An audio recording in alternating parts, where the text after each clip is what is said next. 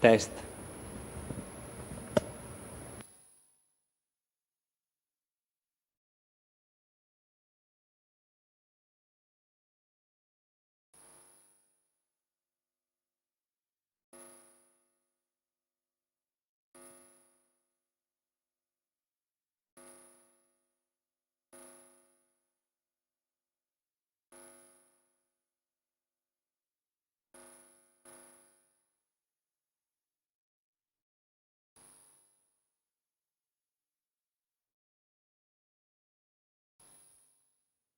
Prova.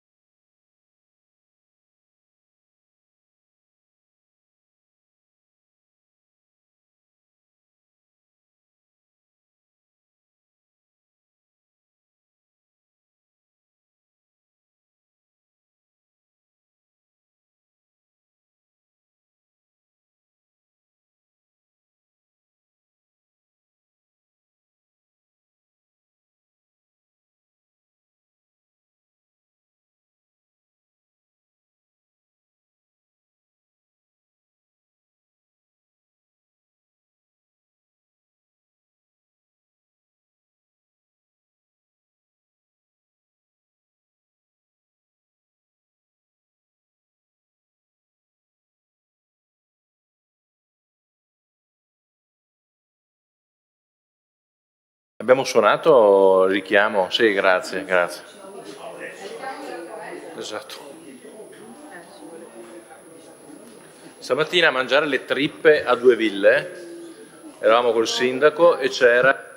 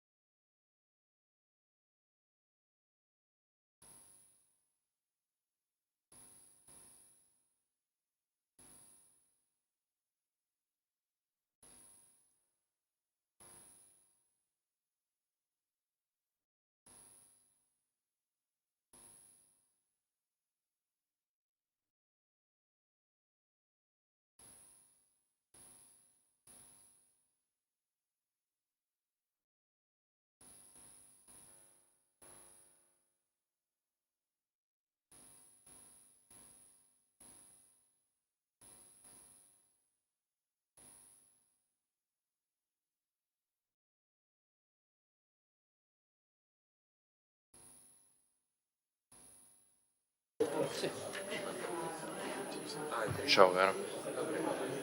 Allora rientriamo. Mettete le schede per chi le avesse tolte.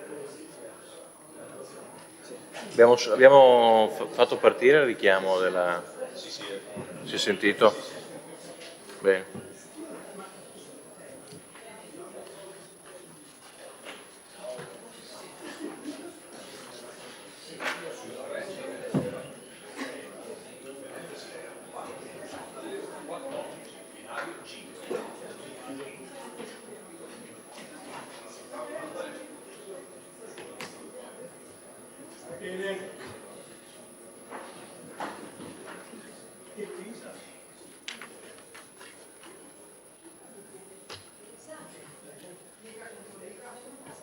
Qua non occorre... Non dobbiamo fare appelli, robe, no? Parto? Allora, no, sono le 2:33. Un paio di minuti e partiamo, Assessore.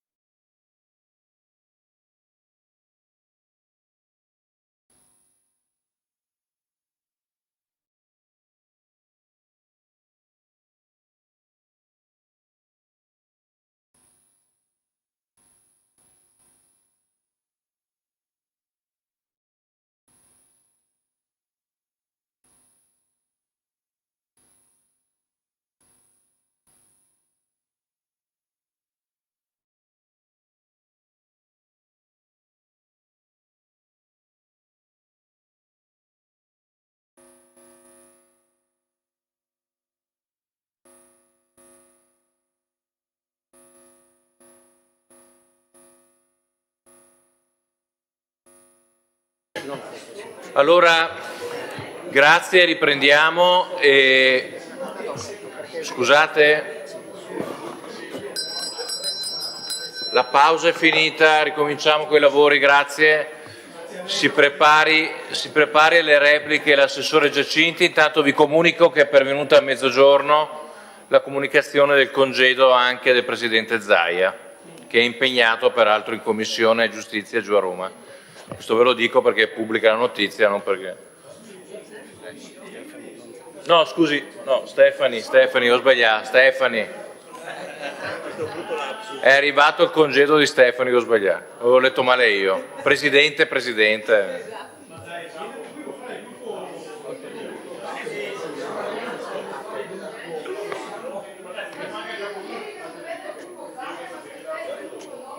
Zaia è in commissione comunque, è in commissione a Roma per il Tribunale della Pedemontana in audizione. Sì. Diamo la parola quindi all'assessore Giacinti per le repliche, spero brevi. Prego, procediamo.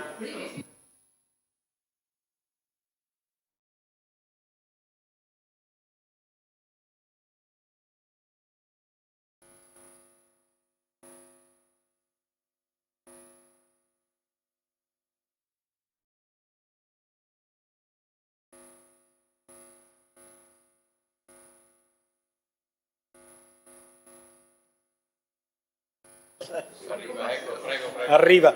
Ecco, saranno una replica telegrafica perché alla fine ieri abbiamo parlato lungamente, ho risposto lungamente anche sull'assestamento perché è stato oggetto anche della discussione di ieri, benché ieri si parlasse di rendiconto. Ecco, la nostra scelta è stata quella di presentare un assestamento tecnico che preveda il recepimento delle consistenze dei residui attivi e passivi, l'adeguamento del fondo crediti di dubbia esigibilità e l'azzeramento del FAL, cioè ciò che è stato poi risultato della parifica della Corte dei Conti. Ecco, qui oggi sono stati presentati gli emendamenti da parte delle minoranze, emendamenti che però per questo motivo non possiamo accogliere. Si è detto che in questo modo si perderebbe del tempo. Allora voglio rilevare che non stiamo perdendo del tempo per una serie di ragioni. La prima della quale è che non dovremmo per forza aspettare il mese di settembre per approvare l'applicazione dell'avanzo di amministrazione. E questo perché, come dicevo ieri, la quasi totalità dell'avanzo di amministrazione sarà impiegato per spese vincolate e quindi le spese vincolate saranno oggetto di una specifica variazione di bilancio di giunta e non di consiglio regionale, che probabilmente porteremo già nel mese di agosto. Ieri ho fatto l'elenco, che ripeto oggi, di alcune spese che andranno ad assorbire il tetto dei 163 milioni di euro dell'avanzo di amministrazione.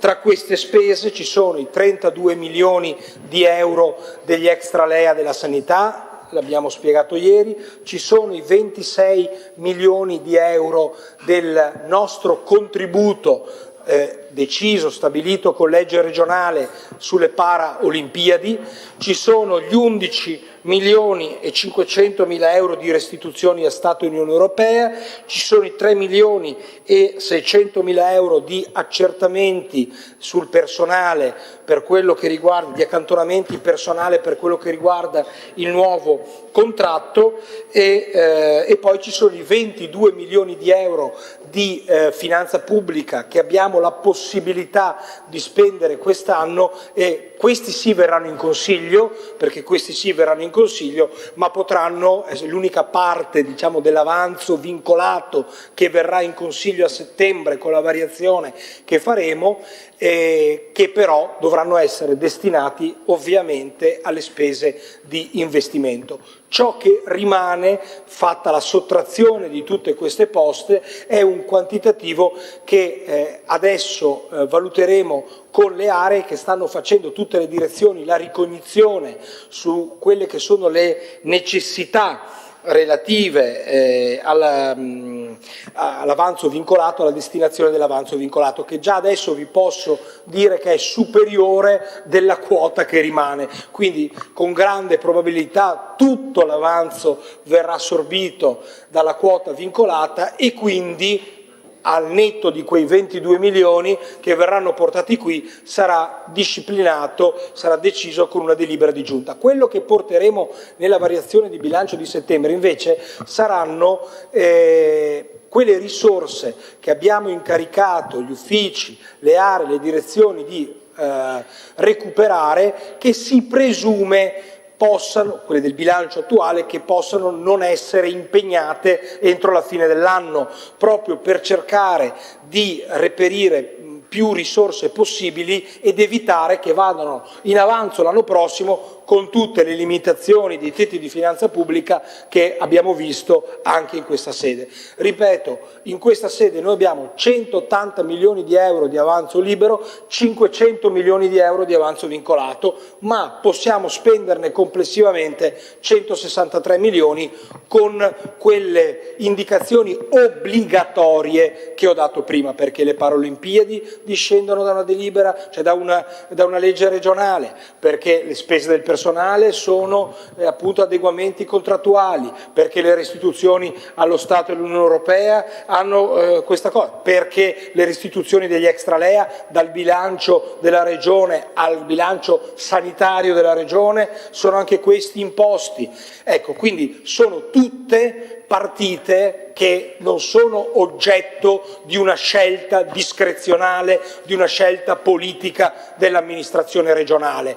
Questo è il messaggio importante che è giusto che si recepisca in questa sede. Tutto l'elenco di queste partite che vi ho detto non sono nella disponibilità non solo del Consiglio regionale, ma neanche della Giunta, perché discendono da impegni normativi, discendono da appunto vincoli che dobbiamo assolutamente rispettare. La parte rimanente sarà oggetto appunto di una doverosa verifica attualmente in corso sulla necessità di applicazione dell'avanzo vincolato. Dovesse esserci una piccola quota, che in questo caso è assolutamente residuale, di avanzo libero, la porteremo a settembre nella variazione che avrà ad oggetto anche quella quota di risorse che gli uffici stanno cercando di trovare perché presuppongono di non poterle impegnare entro fine anno, e siccome con i vincoli che abbiamo poi rischiando di andare in avanzo non si potranno usare l'anno prossimo per gli stessi motivi per cui non si possono usare quest'anno, cerchiamo di spenderle il più possibile. Ecco, questa è un po' la situazione e la motivazione reale, concreta, per la quale non abbiamo una disponibilità di questi 163 milioni come se potessimo fare quello che vogliamo. Questo è, e solo questo è il motivo per cui respingeremo gli emendamenti, quindi non è un giudizio nel merito degli emendamenti, perché molti di questi emendamenti li ho visti, sono assolutamente condivisibili e potevano essere proposti tranquillamente da questa maggioranza, anzi molti fanno parte dei desiderata di questa amministrazione che questa amministrazione vuole portare avanti. Semplicemente siamo di fronte a questi vincoli tecnici che spero veramente che riusciate a capire, perché altrimenti noi più di così non possiamo fare. Ecco, poi ci sono anche delle questioni relative ad alcuni emendamenti, ma questo lo dico ad abbondanza, che come ho detto prima in Commissione hanno anche ad oggetto alcune spese che possano essere interpretate come spese ripetitive, spese correnti ripetitive. Allora lì c'è un'ulteriore barriera che è data dal decreto legislativo 118 del 2011 che impedisce l'utilizzo di queste, del 118 del 2011 che impedisce l'utilizzo, la quota libera, anche se ci fosse, dell'avanzo per spese correnti a carattere non permanente, cioè le spese anche di avanzo libero possono essere utilizzate solo per spese di investimento e comunque per spese correnti che non siano ripetitive.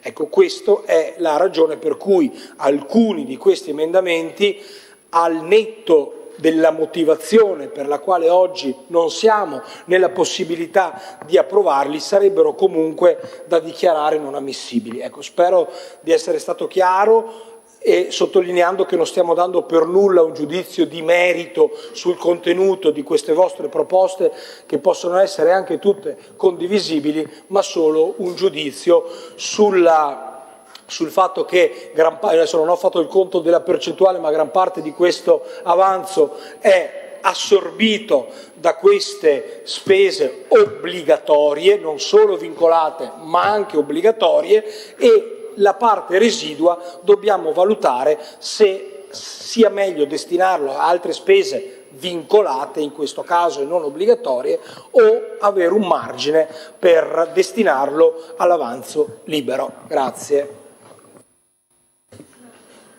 Grazie. Allora, a questo punto, chiuse le repliche dell'assessore quindi della Giunta, passerei quindi all'articolato. Sono stati presentati 38 emendamenti e 11 ordini del giorno, con l'ultimo della Pozza presentato questa mattina. La fase di confronto sugli emendamenti è già avvenuta questa mattina alle 9:45 in Sala Legni, quindi andrei avanti con le votazioni sull'articolato.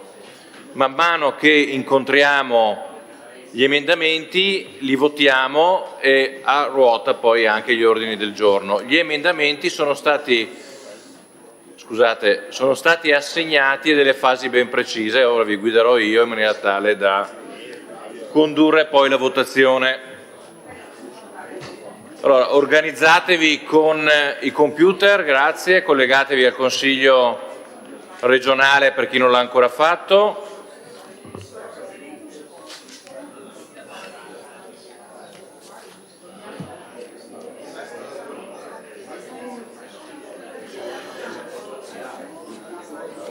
Seguo questo allora? Sì, seguire anche. Qua possiamo già aprire l'articolo 1, se non c'è nessuno che interviene, votazione. Lei è passato. Allora, Se nessuno interviene, votazione. scusate, assessori, non fate disordinati. Allora, restituiamo l'ordine all'Aula. È arrivato il segretario, perfetto. Allora, partiamo dall'articolo 1. Chiedo se ci sono interventi sull'articolo 1. Non ci sono interventi e pertanto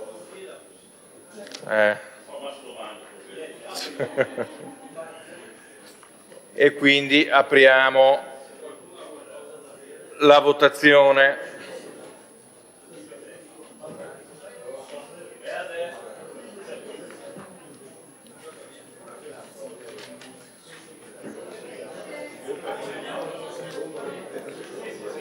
Lasciamo aperta la votazione in corso per cortesia, perché c'è qualche problema.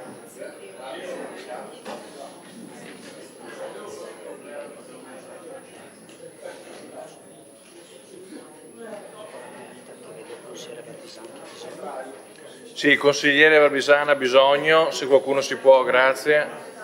Anch'io avrei bisogno, ma non riesco.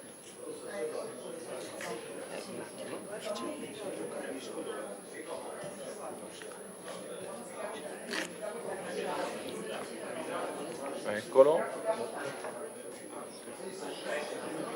Tac. Allora chiudiamo la votazione. 31 favorevoli, 13 contrari, 1 astenuto. È approvato l'articolo numero 1. Articolo numero 2. Apriamo la votazione.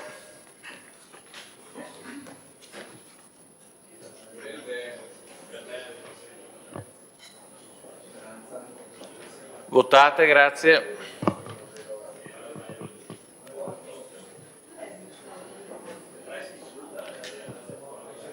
Votare. Chiusa la votazione. 29 favorevoli, 13 contrari, 1 astenuto. È approvato anche l'articolo 2. Articolo 3. Non ci sono interventi, apriamo la votazione. Votare, grazie.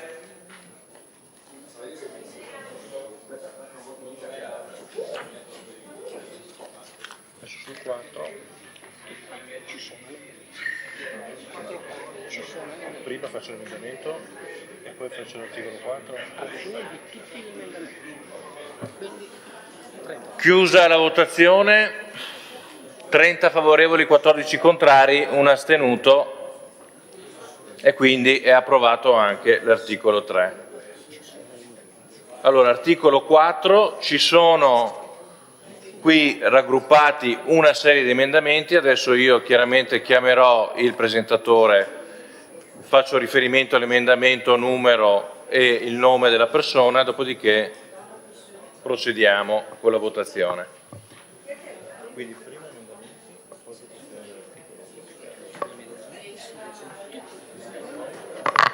Perfetto. Allora, sull'articolo 4, missione 3, ordine pubblico e sicurezza, c'è il numero 33 di Trevisi. Lo darei per letto. No, niente, provato.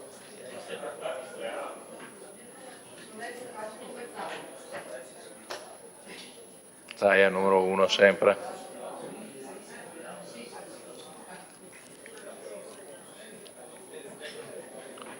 La parola al consigliere Trevisi, grazie.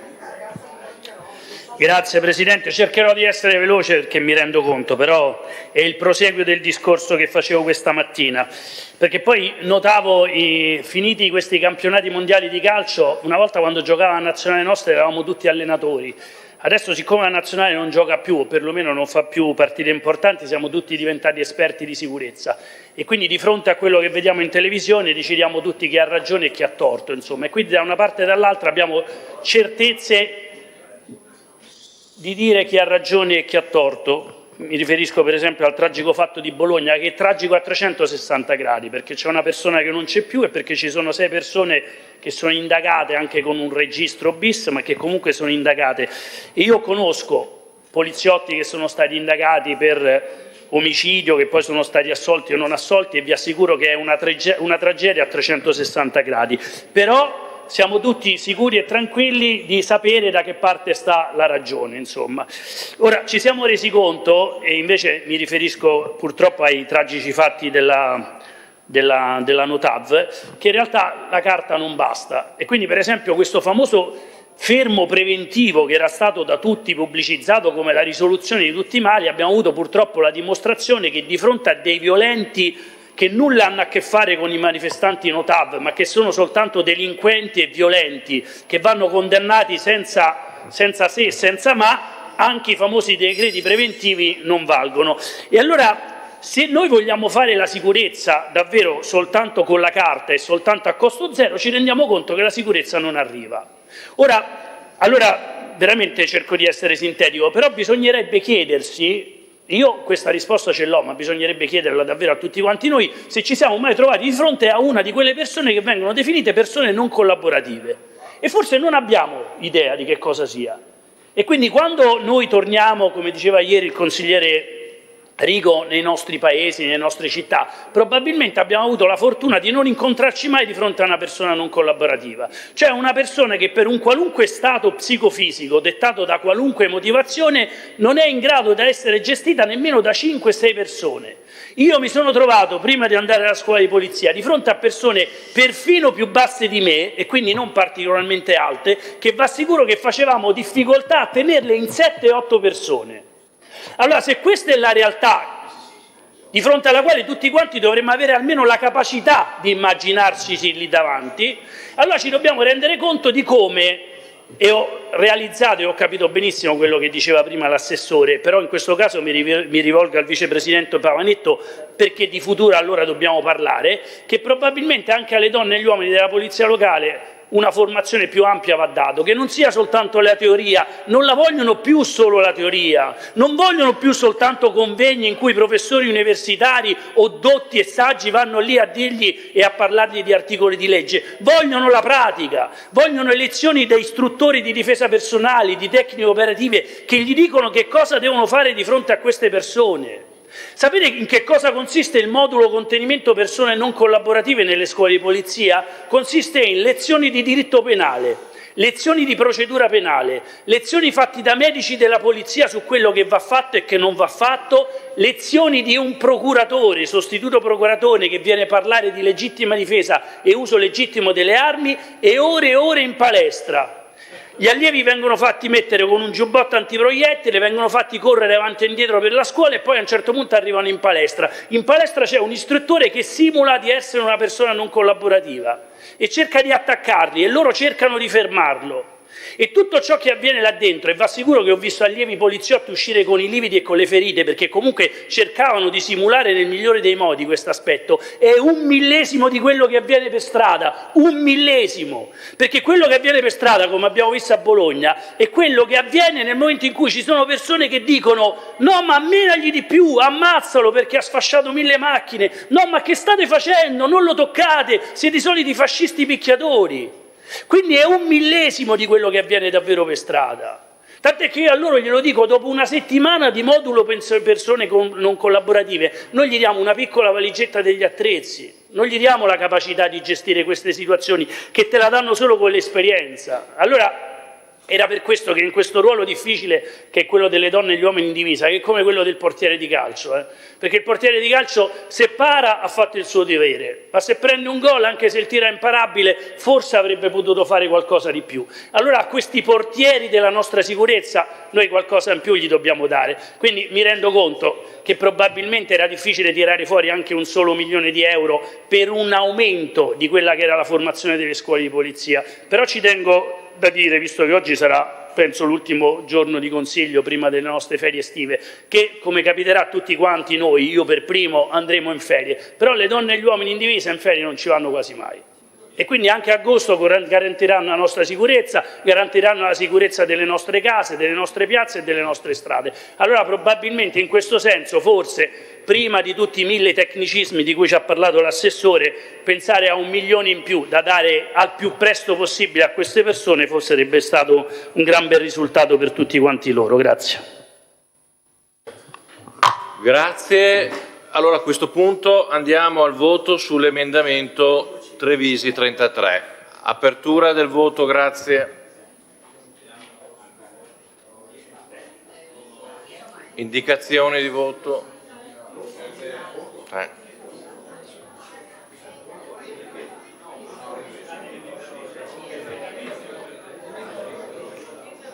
Emendamenti, l'ho detto.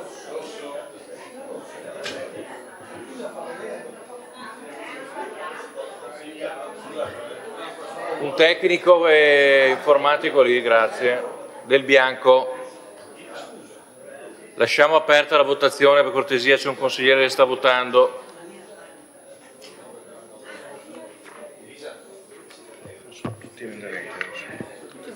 Adesso stiamo votando tutti emendamenti. Chiusa la votazione. 15 favorevoli, 30 contrari, 0 astenuti. L'emendamento è bocciato. Silenzio.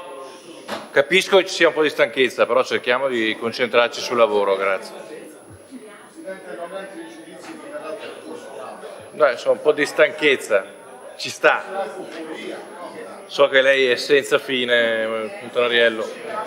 Allora procediamo con il prossimo emendamento, missione 4, istruzione e diritto allo studio, sempre sull'articolo 4.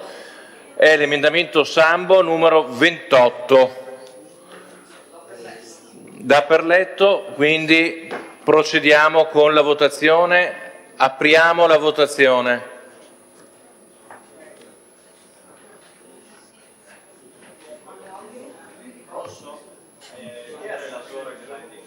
Sono tutti rossi.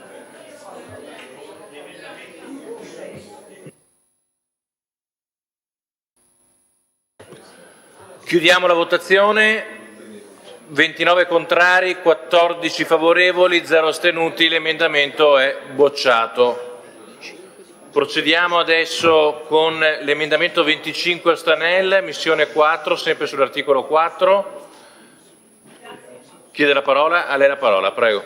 Grazie Presidente. Illustro brevemente questo emendamento perché è un emendamento che fa capire perché c'era l'urgenza in questo assestamento di fare qualcosa di diverso. Parliamo di borse di studio universitarie, grande mantra delle legislature precedenti e grande teatro di discussione in quest'Aula, e tornerà. Perché se l'anno scorso è stato fatto un lavoro per cui abbiamo pagato tutte le borse, quello che sta accadendo e che accadrà nel prossimo anno accademico ci è stato spiegato dai tecnici in commissione quando abbiamo ascoltato le rappresentanze degli studenti, è molto grave. Cosa accade, Assessore? Accade che i fondi PNRR verranno a mancare. Mancheranno circa, dati dei tecnici, il 18% dei fondi che una volta copriva il fondo PNRR nazionale, dai dati che ci sono stati dati. E per l'anno 26-27 si stima servano 99 milioni di euro per pagare tutte le borse di studio degli idonei beneficiari, che sono quegli studenti, ricordiamo, che non è che hanno la borsa di studio perché hanno qualcuno che li ha raccomandati, ma perché per ragioni di reddito e per ragioni di merito possono accedere ad una borsa di studio per frequentare l'università, che è una borsa piccolina che gli garantisce circa 6-7 mila euro l'anno per pagare le spese che riguardano, ad esempio, dover prendere in affitto una casa fuori sede, tante volte pagare la mensa nel momento in cui magari per l'ISEE che hanno la mensa non ce l'hanno gratuita, e io ricordo tantissime persone con me all'università, ma oggi rivedo i miei studenti, che hanno bisogno di quella borsa per frequentare. Perché andava fatto oggi? Perché se la borsa di studio arriva in ritardo, gli studenti e le famiglie anticipano la spesa. Cosa fanno?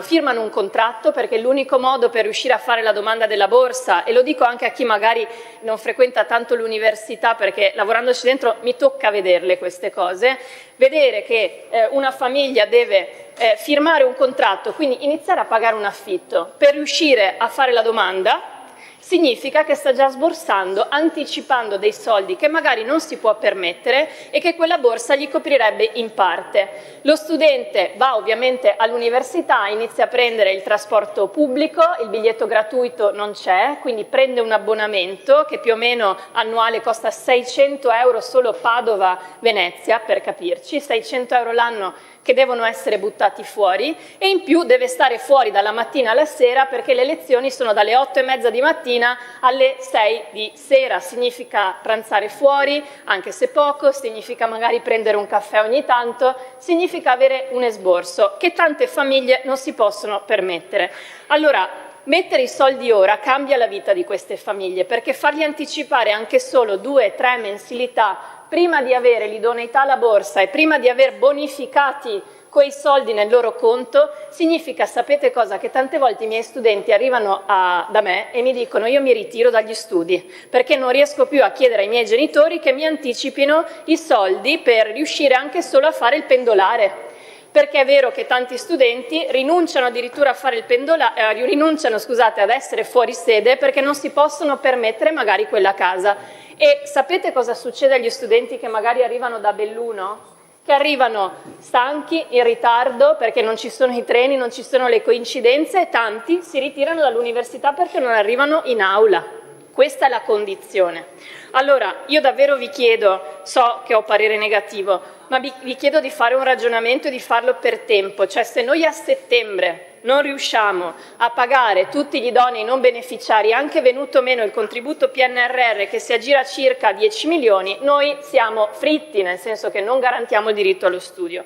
2, e chiudo, questo emendamento riguarda una situazione del 2023-24, quegli studenti che 2007-60 erano idonei alle borse di studio ma non li hanno ricevuti i soldi. Lo dico all'assessore Giacinti perché il motivo per cui parlo tanto di Pedemontana è che quell'anno, quando eravamo qui in aula, l'assessore Calzavara ricordava che era proprio quell'anno in cui la Pedemontana la inauguravamo. Quindi la grande contraddizione è stata inaugurare un'opera, avere un buco perché non entravano soldi da quell'opera e dover sborsare automaticamente in quell'annualità del bilancio per pagare, e quindi sostanzialmente noi abbiamo avuto meno proprio esattamente circa 10 milioni di euro che all'epoca servivano per pagare 2.760 studenti idonei non beneficiari, che sapete siamo l'unica regione italiana che lo ha fatto, altro che Veneto Eccellente.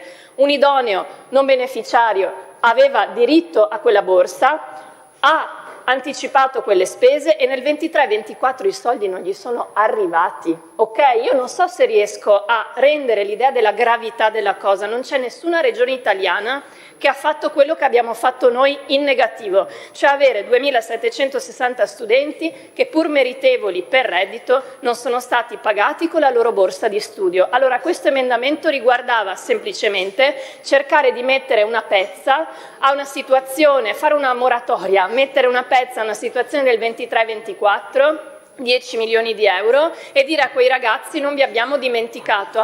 Io ricevo ancora le email, ok, di persone che sono ancora lì e dicono ma ci arriverà quella borsa di studio? E io devo dirgli che non arriverà, perché fino a che voi non approverete un emendamento, metterete 10 milioni di euro, che appunto per un bilancio che ha dell'avanzo non è nulla, noi a quei ragazzi risponderemo noi, Regione del Veneto, cioè voi Giunta, non garantite il diritto allo studio degli studenti che per reddito sono meritevoli, alla faccia di essere a favore delle fasce più deboli della società, come spesso in quest'Aula qualche collega dice. Grazie, breve replica dell'assessore Giacinti. Sì, telegraficamente non entro nel merito della questione, dico solo che quest'anno col bilancio di previsione abbiamo messo tutte le risorse per le borse di studio e con grande probabilità lo faremo anche per la prossima annualità. Questo però è il classico emendamento, quello sulle borse di studio, che individuano una spesa corrente ripetitiva che per l'articolo 42 del decreto legislativo di 118 del 2011 non può essere oggetto delle risorse dell'avanzo di amministrazione, che possono essere oggetto solo di spese di investimento, di spese correnti non ripetitive. Quindi questo è proprio un caso di specie di scuola che non può essere, come dire, non gli si può dare una risposta attraverso l'utilizzo dell'avanzo.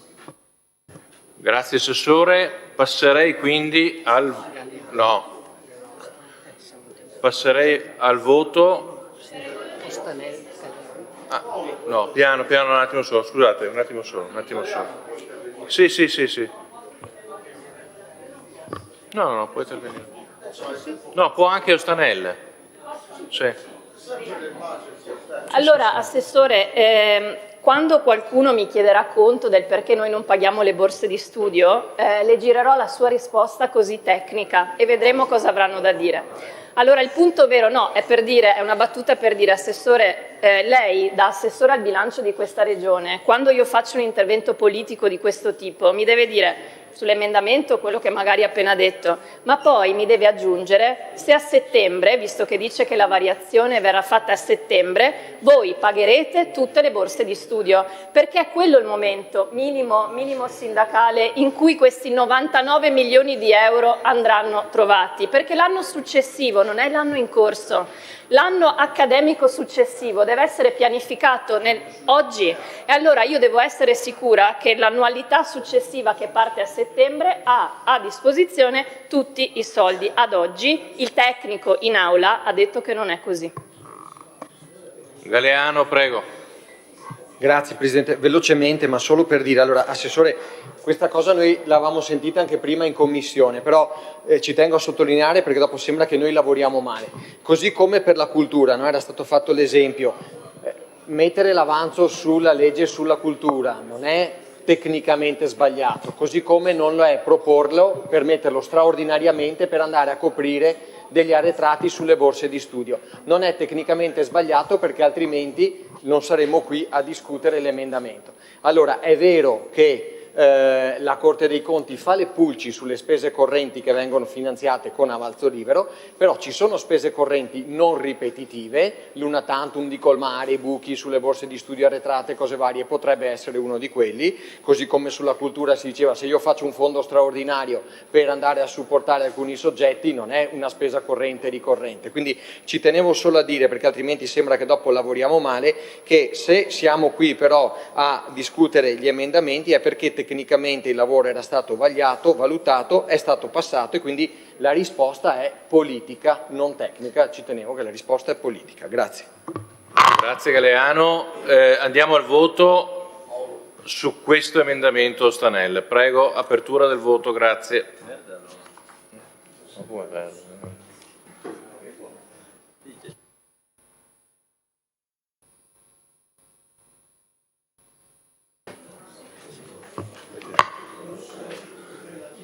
Votiamo, chiusa la votazione, 30 contrari, 15 favorevoli, 0 astenuti, l'emendamento è bocciato.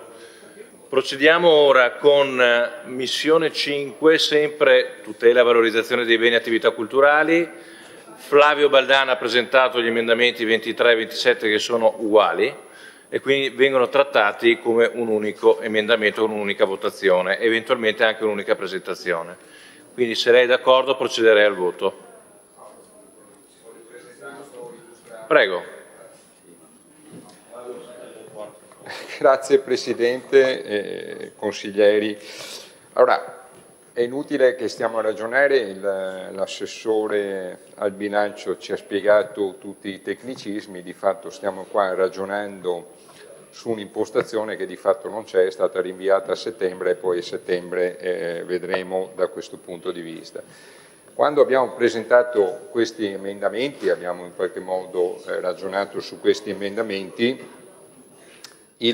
pensavamo ci fosse l'opportunità di avere dei criteri di spesa libera o diciamo vincolata già a partire qui dal mese di luglio. Vedremo se ci sarà qualche possibilità a settembre e io credo che sia utile però che rimangano come anche impostazione di visione futura.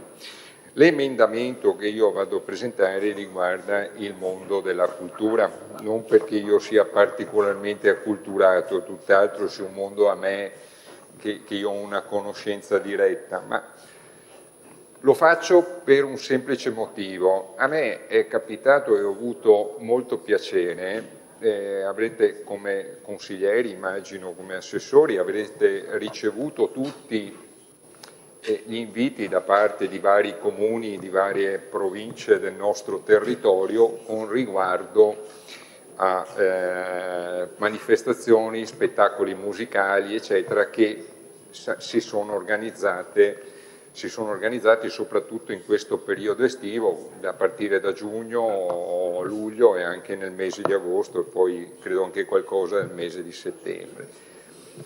E essendo il settore della cultura un settore che noi sottostimiamo sempre, non solo perché, voglio dire, sarà capitato a tutti, facendo un esempio, sarà capitato a tutti noi girando per qualche libreria veneta, Mondadori piuttosto che Feltrinelli eccetera, di aver visto quello slogan di Roberto Benigni dove veniva indicato l'Italia è l'unico paese al mondo dove è nata prima la cultura e poi lo Stato.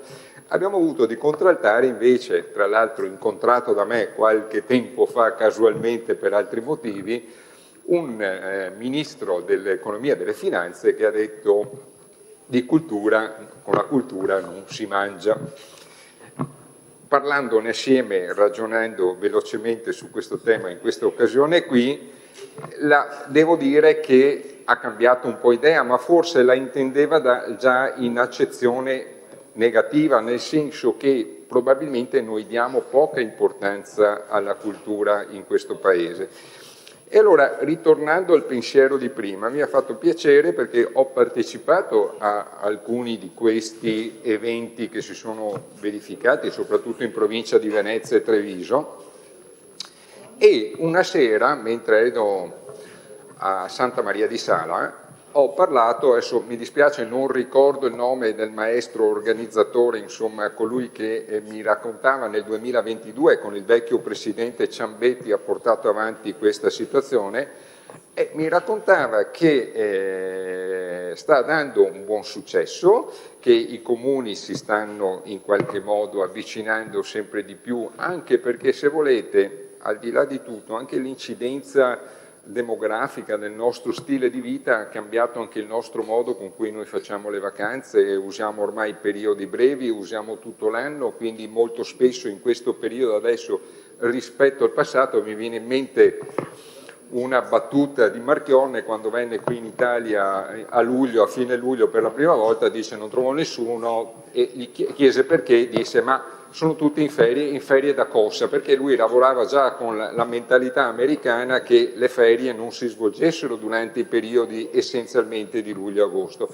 E è cambiata anche per noi questa situazione, e io ritengo che possa essere utile anche in qualche modo, soprattutto organizzare serate dal lato musicale, folcloristico, da far conoscere. Io credo che il Veneto non abbia nulla da invidiare ovviamente anche dal lato, diciamo, non di avere artisti famosi, situazioni famose, ma dal lato di un tessuto culturale importante. E mi diceva, ho visto anche visivamente che sono stati apprezzati dalla gente, perché in quei 2 o 3 posti dove sono andato io c'era parecchia gente da questo punto di vista. Però quando questo maestro mi raccontava, dice noi avremo bisogno di dare ai comuni, alle province più risorse per programmare di più questi eventi, perché ci consentono di farne limitati e vediamo che riscontrano apprezzamento. E quando ha parlato con qualcuno, senza nominare chi di questo consiglio regionale, gli ha detto guarda, risorse non ce ne sono. E allora il punto l'abbiamo capito, perché poi sia, diciamo, più o meno tecnicamente, ma insomma ovviamente molto più politicamente, abbiamo capito che le risorse anche dell'avanzo di bilancio non ci sono. Se dovessero saltare fuori, fra virgolette, come si dice in dialetto, dovessero uscire miracolosamente in futuro a settembre da qualche parte, io credo che il settore della cultura per questa regione sia un settore da tenere in considerazione, ha bisogno ovviamente di risorse certe, di anche per l'inizio, per proseguire questo lavoro che secondo me sta dando, magari avremo modo di ascoltare, anche se è possibile, qualche comune, spot di qualche provincia, perché racconti la sua esperienza, sta dando delle soddisfazioni. Il mondo della cultura è in qualche modo, lo sappiamo tutti, un mondo insomma un po' complesso, sottopagato, dove in qualche modo non è, per chi non è famoso, non è altissima la gratifica, però vi assicuro, anche dal lato, ritornando al lato demografico, che i pochi giovani che ormai facciamo, perché 20 anni fa il Veneto aveva più di 50.000 nascite, 20 anni dopo è a meno di 30.000 nascite all'anno.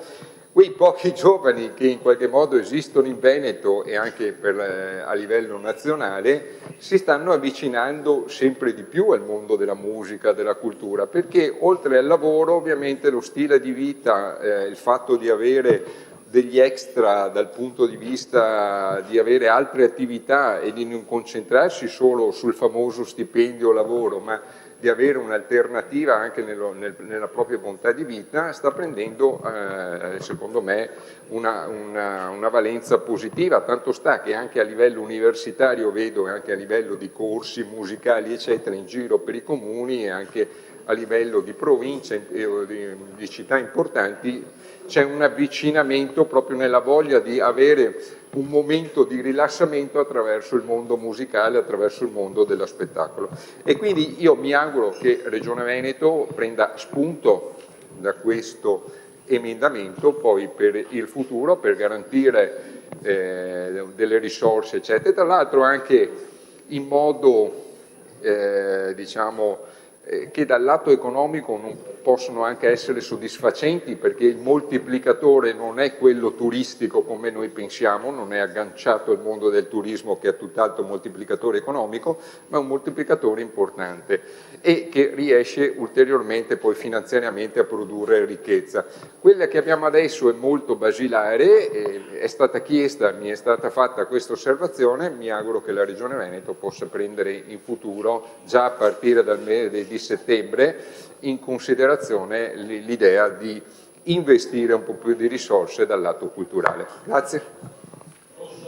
Grazie consigliere, votiamo insieme gli emendamenti, unica votazione 23 e 27 firma Baldan Flavio. Apriamo la votazione.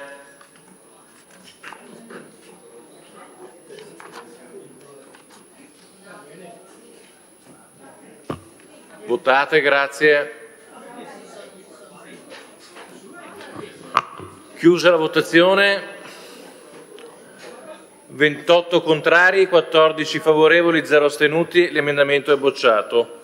Passiamo ora alla missione 8, assetto del territorio edilizia abitativa, 29 Manildo. Presidente Galeano, prego. Molto velocemente, perché il tema... E che succede? Ha votato.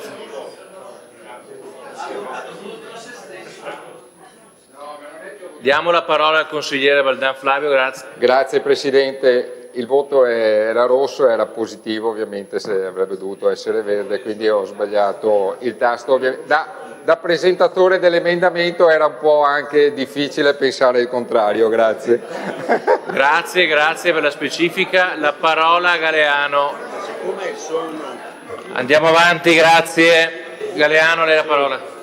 Velocemente Presidente, perché il tema l'abbiamo già trattato nella sua gravità durante correlazioni e interventi sia per il rendiconto che qui nell'assestamento. La cifra era importante, ci rendiamo conto, e probabilmente alla luce di alcune valutazioni che ha espresso l'assessore Giacinti si poteva anche contenere di qualche milione, perché 50 tutti lì forse, ripeto, alla luce di quelle considerazioni potevano essere troppi, però il segnale che chiediamo è esattamente questo: politiche strutturali sulla casa non ce ne sono, è evidente da anni in questo Veneto, e quindi accogliere un segnale che almeno raddoppiasse l'impegno che quest'anno, come era stato detto prima, spostava dei soldi da altri capitoli, da altre intenzioni per metterli sulla casa, almeno raddoppiarlo era un intervento importante e significativo. 50 sì, appunto, forse erano tanti, ma 25 ricordiamo che sono quelli che sono stanziati sull'ERP quest'anno e 25 sul social housing, quindi davvero forse con un piccolo sforzo e una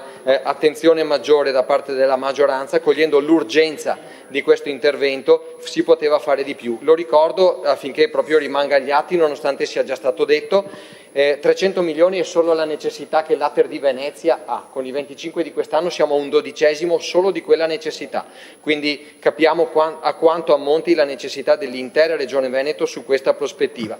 È una prospettiva che poi, come dicevamo ieri, costruisce un'infrastruttura affinché i cittadini poi vivano e abbiano delle prospettive qui, perché non abbiamo bisogno di residenti ma di abitanti, di cittadini, e quindi lavorare sulla casa rimane un presupposto fondamentale. Grazie. Grazie Galeano. Procediamo alla votazione quindi dell'emendamento Manildo numero 29. Apriamo la votazione. Votate, grazie.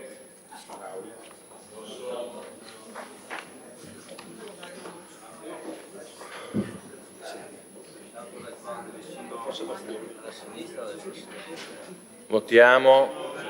No. Chiusa la votazione. 28 contrari, 15 favorevoli, 0 astenuti, l'emendamento è bocciato. Procediamo ora con la missione 9, sviluppo sostenibile e tutela del territorio e dell'ambiente. Baldan Flavio, emendamento 22. A lei la parola. Velocissimamente, Grazie. non ripeterò quanto detto prima in termini di bilancio, solo per ricordare, ovviamente questo era un emendamento che cercava in qualche modo, qualora fossero state disponibili, di trovare delle risorse per i territori di Venezia, del Comune di Venezia e del Milanese, che sono con l'alluvione di qualche tempo fa. Ovviamente siamo d'accordo spetterebbero in ambito nazionale i ristori principalmente. Per adesso l'ambito nazionale ha risposto negativamente, era solo il tentativo di capire se la Regione in qualche modo poteva essere compartecipe o comunque in qualche modo cambiare l'esito nazionale e in qualche modo ristorare un territorio che comunque è stato colpito pesantemente e la cui ferita rimane ampiamente aperta. Grazie. Grazie. Quindi procediamo alla votazione dell'emendamento 22. Baldan Flavio. Apertura della votazione.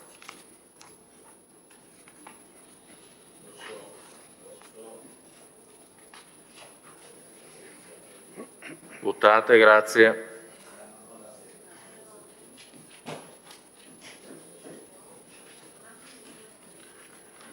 Chiusa la votazione. 28 contrari, 15 favorevoli, 0 astenuti. L'emendamento è bocciato. Sempre nella stessa missione, emendamento 36, primo firmatario Manildo. Do per letto. Procediamo alla votazione. Apriamo, grazie.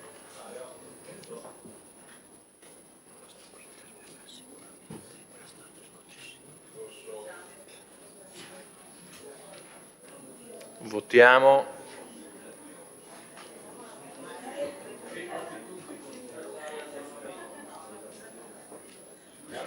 Chiusa la votazione. 27 contrari, 15 favorevoli, 0 astenuti. L'emendamento è bocciato. Prossimo emendamento 34, primo firmatario Del Bianco, a cui do la parola. Prego.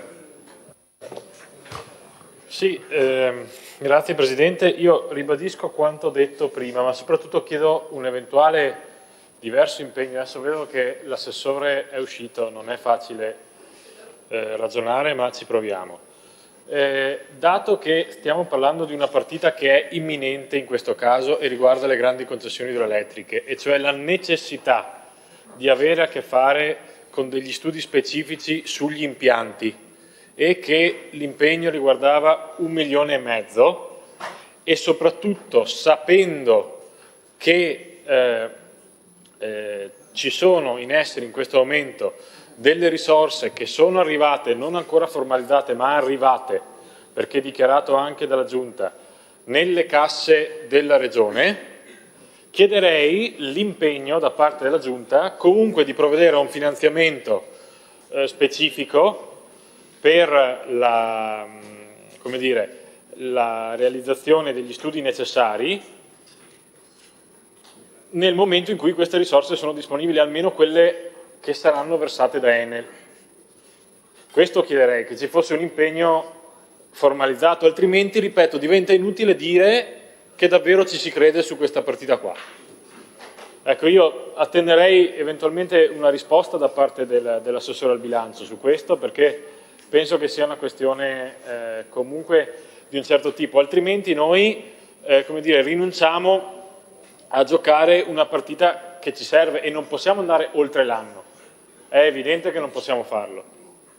Quindi per questo chiedo che ci sia comunque un impegno a stanziare una somma simile o quantomeno quella sarà necessaria, che non può essere i 200.000 che ci sono adesso, perché è evidente che con 200.000 euro non servono neanche ad avviarlo uno studio serio su questa cosa, uno studio che deve riguardare in particolar modo la nostra capacità di mettere in atto tutte quelle cose, quelle relazioni, quelle controrelazioni che servono per poter partecipare sul serio alle gare e andare eventualmente a costituire la nostra società in collaborazione con la provincia di Belluno. Altrimenti, ripeto, non abbiamo le risorse necessarie, e se aspettiamo 2, 3, 4, 5, 6 mesi in più, di fatto, siccome le gare sono nel 2029, perdiamo molto tempo. Per cui io chiederei una disponibilità in questo senso, tanto che i soldi ci sono, se non sono nel bilancio sono da un'altra parte, ma li possiamo tranquillamente già appoggiare qui volendo, ma se non li si vuole appoggiare qui, chiedo almeno una garanzia che resti verbale da parte dell'assessore che ci si impegna a spendere le risorse che servono in questo senso. Grazie, procediamo con la votazione. Non mi è stata chiesta la parola, io procedo. Apriamo la votazione.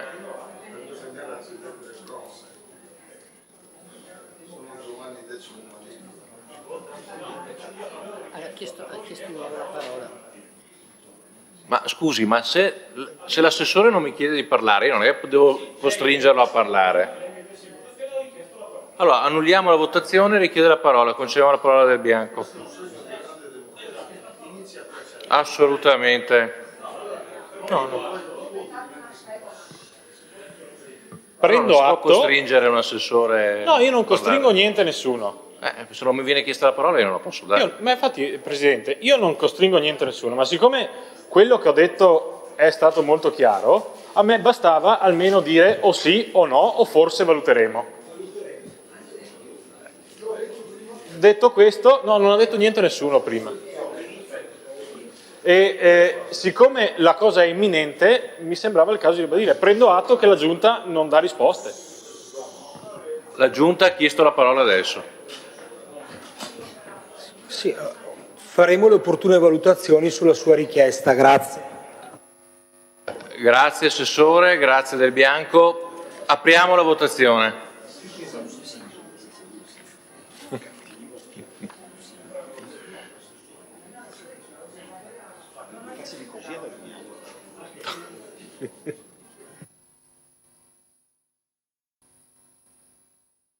Votiamo, grazie. Consiglieri, prego. Chiusa la votazione con 28 voti contrari, 14 favorevoli, 0 astenuti. L'emendamento è bocciato. Emendamento numero 1, Szumski. Non vedo, presenta Lovat. Si è firmato. Prego. Grazie Presidente, brevemente lo illustro nello spirito rappresentato stamattina per portare la voce in Consiglio. Questo emendamento voleva stanziare 5 milioni come segnale da dare ai comuni di confine, con particolare sensibilità verso quelli al confine orientale con il Friuli Venezia Giulia. Abbiamo sentito i sindaci in commissione, tra l'altro in quest'Aula. Nel frattempo è stato anche chiuso il punto nascite di Portogruaro. Riteniamo che se non è possibile dare una risposta immediata alle richieste di questi comuni, la potremo dare più avanti. Intanto rappresentiamo l'esigenza perché politicamente è importante. Ci tengo a una piccola sottolineatura, qui è scritto con particolare riferimento ai comuni confinanti con il Friuli, ma io riporto all'attenzione sempre anche quelli confinanti con il Trentino, cioè il confine con le regioni che godono di un regime costituzionale differente è vieppiù impietoso quando li si frequenta. Io in questi giorni ho la fortuna di poter risiedere nella casa di famiglia a Sovramonte. Ogni volta che vado dentro per Fiera di Primiero mi rendo conto di come negli anni la differenza di regime ha creato una differenza di qualità della vita. Per cui so che siete tutti sensibili a questo, vediamo un po' alla volta di trovare il modo di dare un segnale. In questo senso è rappresentato l'emendamento, se non è possibile rispondere ora spero che troveremo modo al più presto. Grazie. Grazie, si è prenotato Montanariello. Prego consigliere. Grazie Presidente, intervengo per sostenere l'emendamento del collega Lovat, anche perché vorrei sottolineare a bontà di quanto dice il collega che ultimamente in alcuni comuni del Veneto orientale, del Portogruarese, si è aperta la discussione ciclica che ogni tanto ritorna, che è quella di dire passiamo con il Friuli. Allora, io ho la mia idea, ma credo che non è neanche tanto una mia idea, io credo che sia un po' una narrazione oggettiva del perché questa esigenza oggi torna come non mai. Non perché a confine hai una regione a statuto speciale, perché è evidente che ci sarà sempre qualcuno che a confine in qualsiasi parte dove ci sarà un confine geografico, ma perché le politiche regionali che in questi anni avete fatto effettivamente hanno portato a una controtendenza tra quello che una volta era avvenuto, ovvero creare servizi anche nelle zone più periferiche, alla centralizzazione di tutto nelle città principali. Gli ospedali sono diventati tutti SPO che devi venire qua a Venezia, che è il principale, i catasti sono stati accentrati, i tribunali sono stati accentrati, le linee di trasporto si concentrano sempre di più per i motivi che dicevamo prima nelle città principali, capoluogo, soprattutto se la città capoluogo di provincia è Venezia, quindi un'attrazione mondiale con una mole di flussi da gestire non di secondo livello. Ed è evidente che se tu ti trovi ad avere pochi investimenti sulle infrastrutture, assidi che chiudono, tribunali spostati, consultori spostati, medici spostati, ospedali spostati, catastri spostati, uffici periferici spostati e a confine è anche una regione a statuto speciale, questa forbice si amplia e guardi ancora con maggiore interesse quello che c'è dall'altra parte. Motivo per cui l'emendamento del collega credo sia importante non solo per dare una risposta a queste comunità da troppo tempo da voi abbandonate, perché ricordiamoci che anche quando ci parlate della legge sulla conferenza dei sindaci che lì esiste dal 90 e rotti se non erro, cioè non è che con 100.000 euro una conferenza di 10 comuni cambi le sorti del mondo. E quindi, no, dico 10, anche 100.000, 10 comuni, sono 10.000 euro a testa, che cambia niente. Quindi se 22 è peggio, ma anche se fossero 5 non cambia niente. Ecco perché io dico che non avendo fatto voi un esercizio nel bilancio ordinario, nella valorizzazione di tutte le conferenze dei sindaci, dove a oggi quando si trovano ad avere poche decine di migliaia di euro pro capita comune, più di un progetto di una ciclabile condivisa, cosa devono fare? Ecco perché quei soldi vanno tutti in progettualità poi, perché cosa vuoi fare più di un progetto comune? Quindi credo che sarebbe giusto dare una risposta a quei comuni dando questi soldi veri e reali, perché credo che meritano maggiore attenzione, perché ormai nella nostra regione si sta accentrando tutto all'interno delle città capoluogo. Grazie consigliere. Consigliere Baldan Matteo. Grazie Presidente. Allora, partendo da presupposto che comunque effettivamente quella dei comuni di confine, che non riguarda soltanto i comuni di confine della provincia di Venezia ma anche di altre province, o meglio quelle che confinano poi con delle regioni autonome, cosa che noi non siamo e quindi ovviamente abbiamo un regime diverso e abbiamo anche una capacità diversa rispetto a quello che noi possiamo implementare in termini di servizi o difesa di servizi, ricordo. Devo anche ricordare che nel caso specifico, ad esempio, dei servizi sanitari, ad esempio la possibile, non è una chiusura, possibile, forse paventata, adesso cercheremo di capire anche attraverso il lavoro della Giunta, nel caso specifico del punto nascita di Portogruaro, è figlia di una normativa nazionale portata avanti dall'allora ministro Lorenzin, che addirittura al centrodestra ha cercato di difendere in sede ministeriale e al governo. Quindi dobbiamo ricordare tutto. Ricordo anche che qui gli ospedali non è che vengono spacchettati o insomma messi nelle condizioni di non lavorare, cosa che invece succede ad esempio in Emilia Romagna, perché si porta sempre l'esempio. Io l'anno scorso mi sono trovato a Cervia, avevo bisogno del pronto soccorso, mi è stato detto no, prima vada al CAU, che è questa cosa che è stata creata al posto degli ospedali periferici, e il CAU mi ha detto no, devi andare al pronto soccorso. Quindi raccontiamo la narrazione di come sono veramente le cose, quando si vogliono fare i paragoni, come è successo in questi giorni.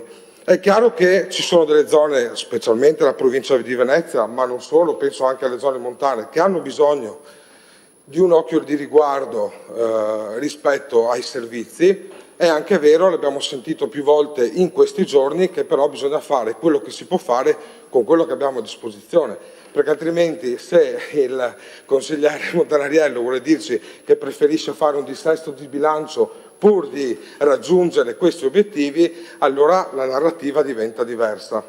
Quindi io, ma insomma tutto il gruppo di Fratelli d'Italia e penso buona parte della maggioranza ha fiducia nel lavoro della Giunta rispetto a queste problematiche e sono convinto che temi specifici tipo la chiusura del punto nascita di Portogruaro o i temi specifici dei servizi nelle zone di confine verrà portato avanti, perché è iniziato un percorso in prima commissione anche grazie alla disponibilità del Presidente Tomaello, che inizia di fatto, e alla disponibilità dell'assessore Zecchinato, che di fatto apre un dialogo che sono sicuro darà i suoi frutti nei prossimi 5 anni, e noi ovviamente speriamo quanto prima. Grazie.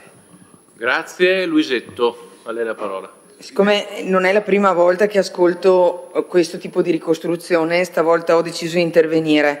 La scelta del numero minimo, la soglia minima di parti per mettere in garanzia un punto nascite non nasce dalla ministra Lorenzin, viene applicata successivamente dalla ministra Lorenzin, ma è frutto di un accordo Stato-Regioni del 16 dicembre 2010, governo Berlusconi, che poi non è più stata modificata perché i governi che si sono succeduti di destra e di sinistra hanno ritenuto che quella fosse una soglia minima di garanzia, e questo è un punto.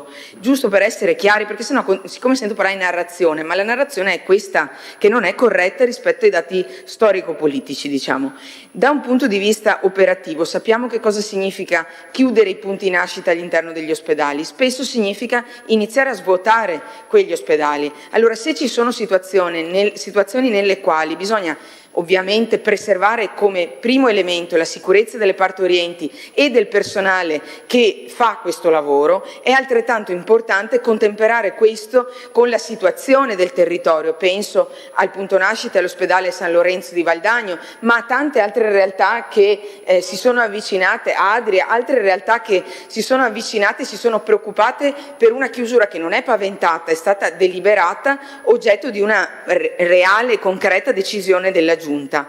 Non lo sto dicendo per fare della facile strumentalizzazione, perché ho premesso che sicurezza di partorienti e di personale vengono prima di tutto. Sto dicendo che è necessario guardare in faccia quello che è successo e come è successo e chi ha deciso che cosa nel tempo. Allora, se ci diciamo la verità, possiamo anche trovare magari delle soluzioni e capire come valorizzare i servizi per territori magari di periferia, aree interne, realtà difficili che rimarrebbero sguarnite di presidi sanitari fondamentali, e ci dovremmo anche dire perché quei punti nascita sono andati in crisi. Non sempre è dovuto semplicemente ad un calo delle nascite, in alcuni casi ci sono state anche delle scelte di territorio che hanno spostato l'utenza, e guardate che sono frutto anche di responsabilità cristallizzate e stratificate nel tempo. Allora, o ci diciamo le robe come stanno, se no continuiamo a dire che se sta la Lorenzin perché sarà il governo di sinistra. Non è questo il tema è che ci sono delle decisioni prese e delle garanzie di sicurezza per chi partorisce e per chi lavora all'interno di quei presidi. Grazie. Consigliere Montanariello? Ok, prego. Avevo letto. Credo che dopo l'intervento della Luisetto mi verrebbe da dire che prima di arringarvi a parlare per dare giustificazioni di partito dovreste studiare un po' chi ha fatto le leggi, perché dopo rischiate di fare queste figuracce, e se fossi uno che vi ha votato mi direi: ma chi ho votato? Intanto, primo elemento. Secondo elemento, è anche vero che quando si ragiona delle deroghe, delle non deroghe, solamente un miope non conosce esigenze territoriali. Non entro nel tema dei punti nascita perché, però, Presidente, l'esercizio, collega Lazzarini, se vuole continuo, se avete una riunione in corso vado fuori. Signori, vi prego. Borgia, mi dica. Lasciate. Collega Borgia, prego, collega Borgia. Accende il microfono, collega Borgia, così la sento. Prego, consigliere, prosegua. Seconda cosa, è, Presidente, sensazionale l'attività di addentrarsi in ragionamenti arzigogolati politici pur di dire che non ti dà i schei ai comuni di confine. Cioè noi siamo partiti dalle esigenze dei comuni di confine e il massimo di difesa che riesce a fare, in questo caso Fratelli d'Italia o la maggioranza, è: ma voi volevate chiudere i punti nascita. Io capisco che vi sta a cuore punti nascita e non ho dubbi. Mi sarebbe piaciuto trovare un nesso logico tra i soldi ai comuni di confine e la chiusura ai punti nascite che voi state facendo, che volete addebitarci, che per una legge di quando eravate voi al governo. Cioè, allora, non è decreto, non è che voi quando si parla dei problemi della gente potete buttarla sempre in populismo e buttare il pallone in tribuna. Baldan, glieli diamo questi soldi ai comuni di confine, consigliere Baldan, o no? Se no c'è una motivazione politica, ma non può essere no perché vi inventate cosa c'entra i punti nascita parlando dei comuni di confine. Ma io vorrei essere uno che ci ascolta da casa e dice scusa, ma come arriviamo dai comuni del confine ai punti nascita?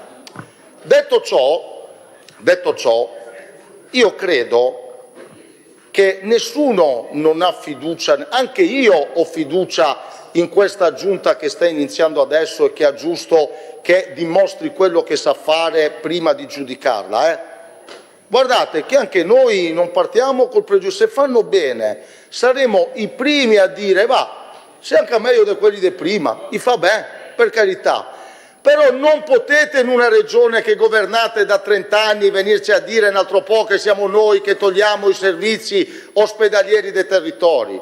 Scusate, la regione, ma tutti i reparti che sono stati centralizzati all'interno degli ospedali territoriali periferici, tutto ciò che è previsto dal piano sociosanitario, tutti i posti letto da acuti che avete tagliato perché dovevano nascere le strutture intermedie che mezze non sono nate, è il nostro piano sociosanitario o è il vostro?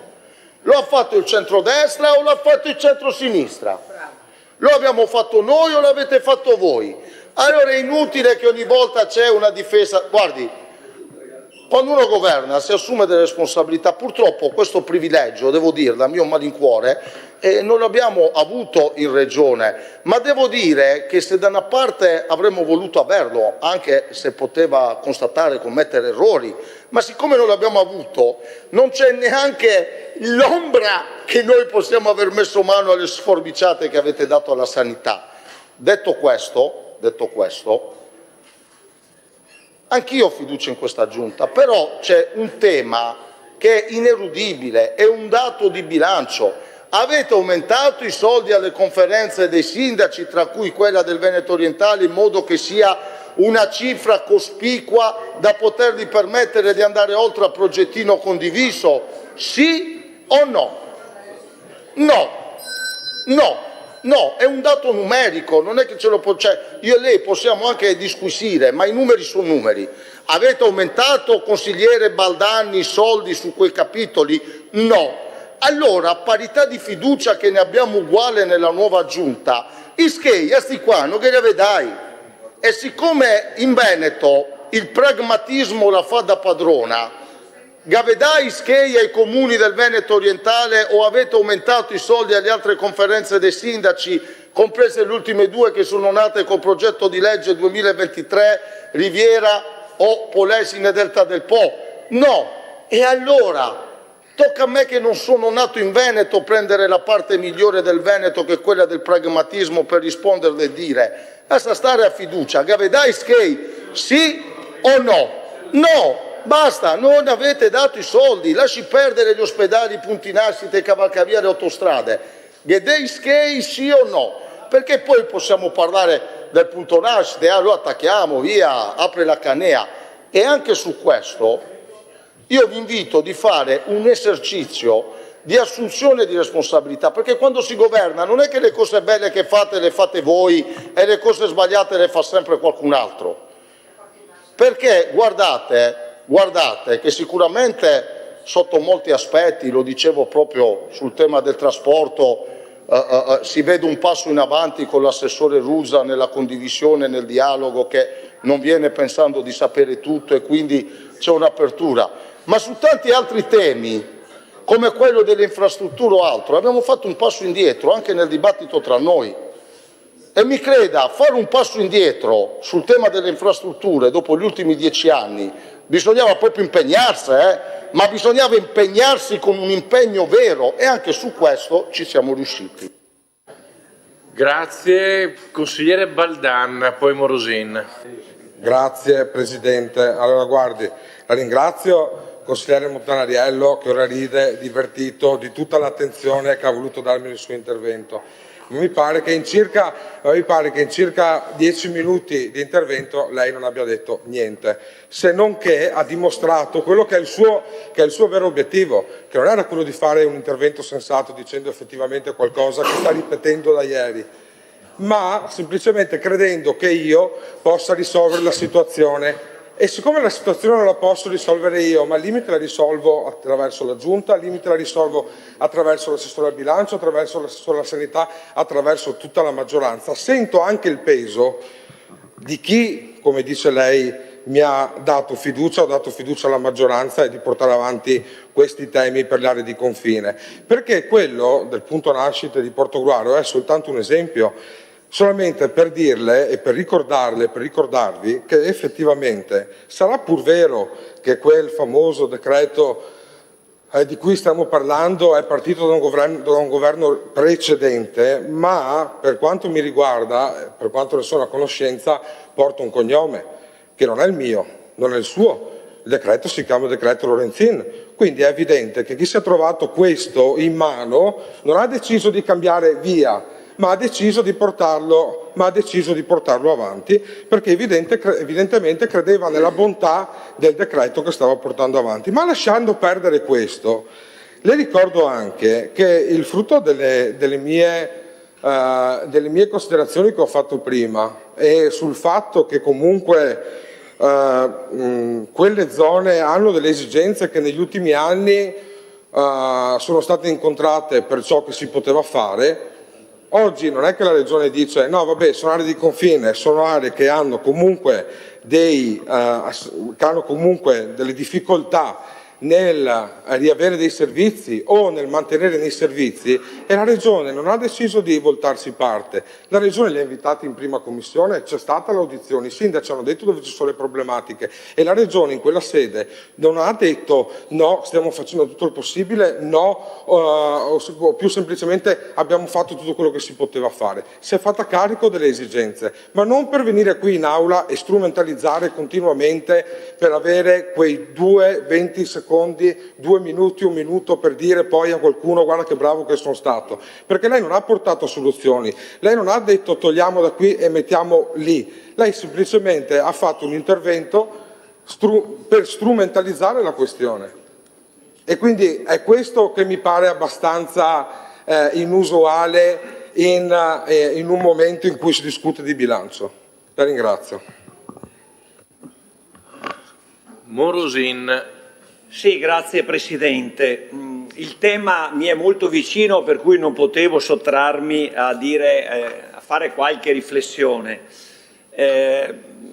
Credo che la questione posta sia una questione di grande rilevanza. Io la sto seguendo anche da vicino, non solo in relazione alle istanze legittime degli 11 comuni del Veneto orientale, che poi si estende a una ventina di comuni che hanno lo stesso problema, e poi se dovessero passare al Friuli sarebbero i comuni viciniori del nuovo confine ad avere il problema. Probabilmente arriveremo fino a Chioggia e così Chioggia dirà dove trovo i schei per dare una risposta ai nostri concittadini.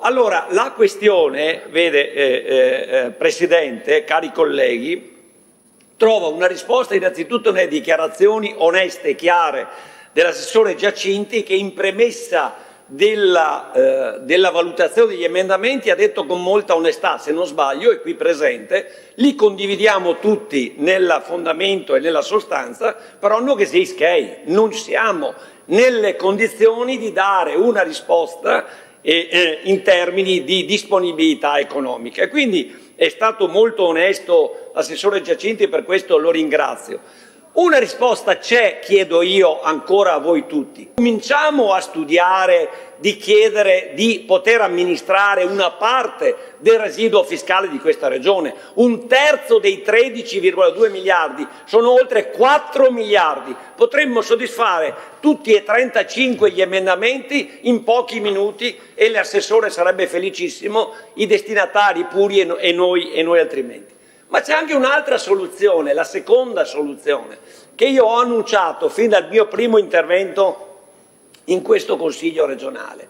E in relazione agli 11 comuni del Veneto orientale, loro hanno chiesto di essere uditi avanti alla commissione competente del Friuli Venezia Giulia, e io stesso voglio andare in audizione del Friuli Venezia Giulia, perché è giusto che di questo tema parliamo insieme ai friulani, per dire, oltre a un'attenzione specifica per questa nostra realtà, che non è colpa loro, ma dipende da Roma, dipende da una scelta di centralismo, dipende da una visione che non è quella che abbiamo noi in Veneto. E la risposta è quella di studiare una soluzione di fusione tra la nostra regione a statuto ordinario e il Friuli Venezia Giulia. È un'altra risposta, perché altrimenti dopo gli 11 comuni ce ne saranno altri 10, altri 20 che nel nuovo confine chiederanno di andare in Friuli, e non vanno in Friuli, non chiedono di andare in Friuli perché c'è un'identità friulana. La questione, come ha detto la CGA di Mestre sul tema ha tutti i dati e i numeri, è una questione di SCEI, e quindi vedi Montanariello che quello che dicevi tu, la tua domanda è anche la mia domanda. Se è una questione di SCEI, di soldi, di risorse, e comunque anche ovviamente in caso di fusione di adeguamento normativo verso uno statuto speciale del Veneto che ormai tradito sul piano dell'autonomia differenziata, può arrampicarsi, e io lo farò convintamente, sulla soluzione della fusione Friuli e Veneto insieme, perché insieme abbiamo una comunanza storica. La Veneto e Istria regione era una realtà storica. Il Friuli non voleva neanche, pensate, vi anticipo, sto studiando sto tema, nel 1947, quando si individuavano le regioni a statuto speciale, la maggioranza dei friulani era contraria a diventare regione a statuto speciale. È un paradosso. E quindi oggi vivono ovviamente una situazione che qualcuno dice di privilegio, io dico invece di rivendicazione di legittimo autogoverno, che anche noi dovremmo fare.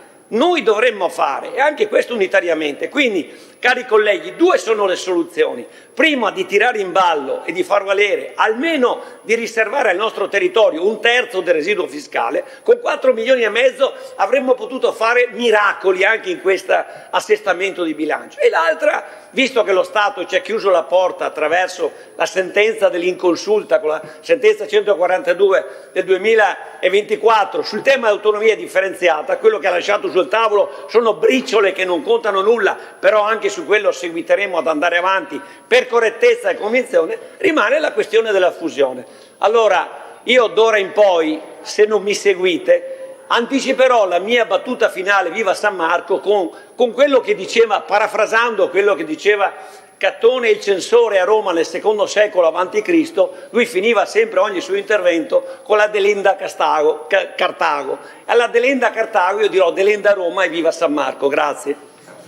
Grazie. Montanariello. Sì, Presidente, sarò breve, e tanto per lasciare traccia. Allora, è vero, consigliere, ovviamente interloquisco con il Presidente per il consigliere, che non può risolverla lei e non posso risolverla io, ma su questo mi permetta di disquisire, perché questo emendamento lo votiamo noi in Consiglio e ognuno di noi è una piccola goccia di un grande mare, e se tutte queste piccole gocce hanno la stessa idea, forse anche la Giunta... Prego.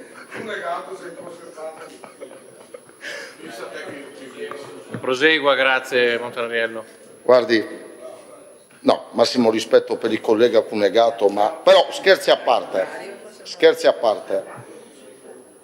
non è vero che non possiamo fare niente, questo è un emendamento del Consiglio, se tutti insieme decidessimo di votarlo, la Giunta deve prendere atto. Quindi, ma non ce l'ho con lei, ce l'ho con tutti coloro che non lo voteranno, come noi quando non votiamo altre cose che poi voi fate. Il potere legislativo è nostro e se questo emendamento decidiamo di votarlo come consiglieri passa, quindi non è vero che non si può fare nulla. Ognuno di noi ha delle scelte, ha delle linee politiche che deve seguire, deve portare avanti, però non mandiamo il messaggio fuori che non possiamo fare niente, perché ognuno di noi fra qualche secondo, finiti gli interventi, con questo dito, in base a quale bottone decide di schiacciare, può stabilire delle sorti più o meno rosee e felici di alcuni cittadini veneti e alcuni territori.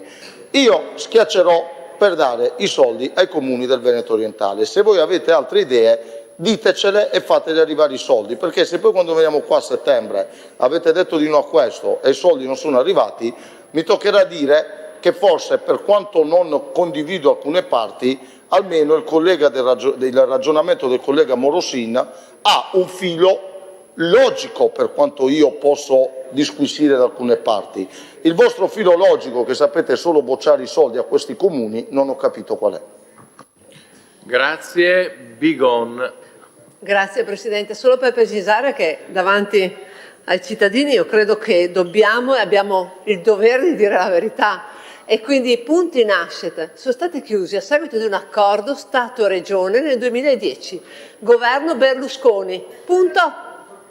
La Beatrice Lorenzin ha solo preso atto e ha fatto un decreto nel 2015 per dare in deroga la possibilità nelle zone disagiate di aumentarli. Quindi nel 2010 accordo Stato-Regione prevedevano 3 requisiti: chiusura al di sotto dei 500 parti e concentrazione sui 1000 parti. Anche qua prevedevano in questo accordo la possibilità eventuale di derogare nelle zone disagiate, cosa che ha preso atto di questo terzo punto la Lorenzin nel 2015. Quindi insomma davanti ai cittadini va detto come stanno le cose. Governo Berlusconi. Grazie. Del Bianco.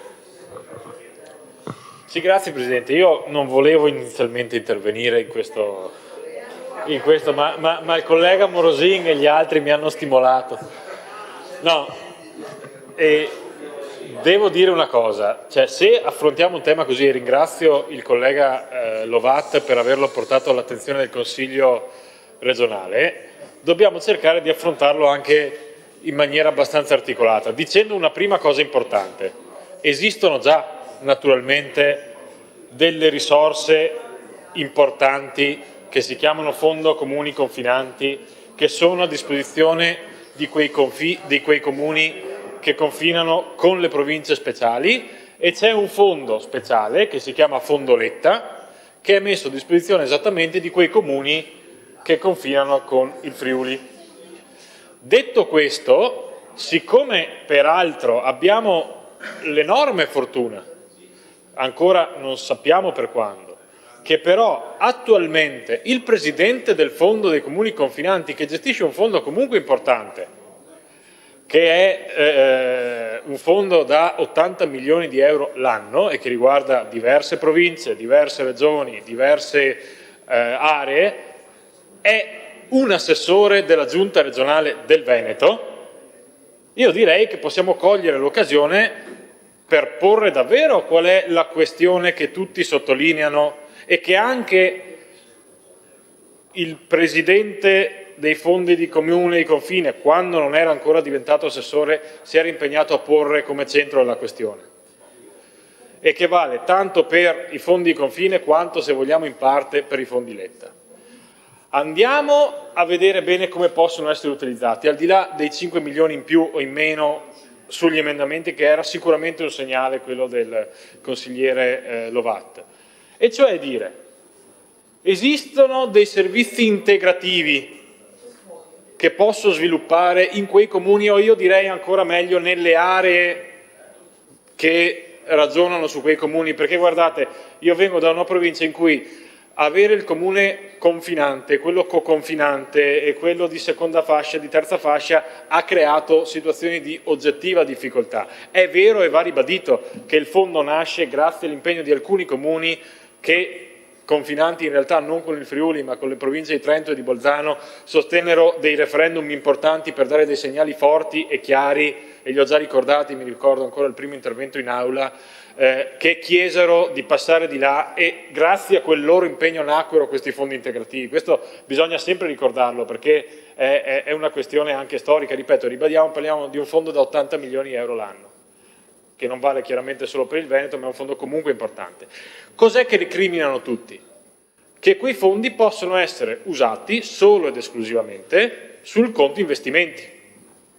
Quindi di fatto noi ci troviamo comuni in molti casi anche molto piccoli che non possono intervenire in ciò che servirebbe di più, cioè finanziare alcuni specifici servizi sui comuni di montagna, che chiaramente, si badi bene, non sono le piste da bob come qualcuno aveva tentato di fare, ma sono tutta una serie di altri servizi che sarebbe importante finanziare.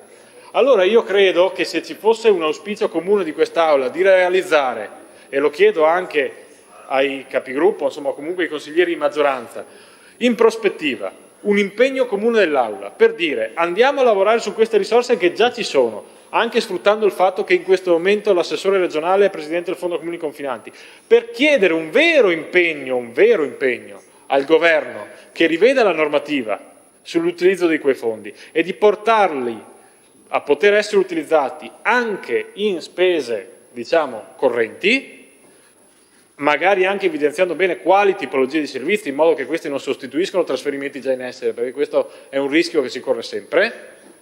Allora io penso che potrebbe essere un ragionamento utile da approfondire in quest'Aula, perché questo è quello che chiedono, perché altrimenti, perché stiamo vivendo un paradosso in cui, attenzione, non mancano i soldi da quel lato lì, manca la possibilità di spenderli seriamente, e non è banale come questione, perché comuni anche molto molto piccoli, di 500.000 euro all'anno in fondi investimenti, fanno letteralmente fatica a spenderli. Allora cerchiamo di ridefinire se ci sono dei servizi importanti, magari collegandoli anche all'area vasta, ragionando sulla montagna veneta e vedere dove poter andare a fare un lavoro puntuale e quali tipologie di servizi che devono essere, attenzione, integrativi, lo dico a fin di, come dire, a costo di stufarmi, perché altrimenti rischiamo di semplicemente trasferire le risorse e trasferire dei servizi. Ecco, io penso che questo sia un tema davvero centrale su cui fare un ragionamento e magari impegnare un po' l'Aula. E attenzione, sono anche cose diverse, mi permetto di dire, rispetto ad altri fenomeni che vediamo. Io, tra l'altro, questo lo dico al consigliere Morosin, noi siamo in una provincia in cui c'è stato un comune che è passato, perché il comune di Sappada, tra l'altro, se proprio andiamo a vedere a livello di identità, non esattamente l'ultimo dei comuni, perché Sappada è il comune da cui, tanto per dirne una, nasce il Piave, ecco, è passato al Friuli. Va detto che, da quanto risulta dagli indicatori che abbiamo, questo passaggio fondamentalmente poi ha sicuramente giovato in termini di risorse, ma le situazioni di difficoltà permangono seriamente, perché un conto è chiedere di passare al Friuli e un conto, va detto, è chiedere di passare a Trento o a Bolzano. Sono due film completamente diversi e neanche minimamente comparabili.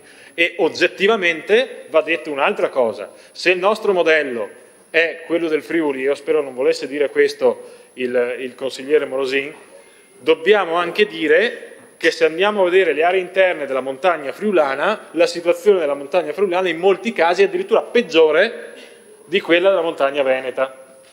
E quindi cerchiamo di fare un ragionamento davvero serio su un tema così sentito, perché probabilmente merita, ma proprio perché io penso che questo emendamento sia un segnale molto positivo di avviare una riflessione di questo genere, penso che sarebbe proprio da votare a favore dell'emendamento proposto da Lovat, perché qui è vero che ci sono le questioni delle risorse economiche, ma le risorse economiche non sono l'unico punto in questione. Chiudo con una battuta, perché penso che se il povero Catone, il censore, sentisse dire, parafrasandolo, Roma delenda est, penso che morirebbe due volte, quindi non facciamogli questo torto. Grazie. Grazie. Calzavara.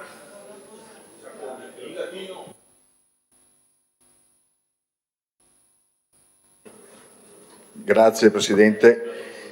Spero che le mie dichiarazioni rimangano circoscritte all'emendamento e non vadano oltre, visto quello che è successo l'altro giorno, ma credo che come consigliere di quell'area dipende dal mio capogruppo.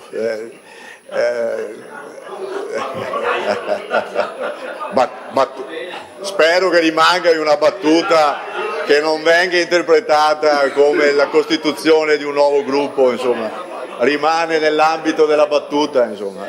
Bella ma battuta. Chiaro, vado avanti, Cazzavarra. Battuta. Dicevo, come consigliere di quell'area, eletto e credo anche un po' conoscitore di quell'area, e come ex assessore agli enti locali e anche come ex assessore al bilancio, qualcosa lo dovevo dire, perché sai bene che sia stata segnalata questa necessità.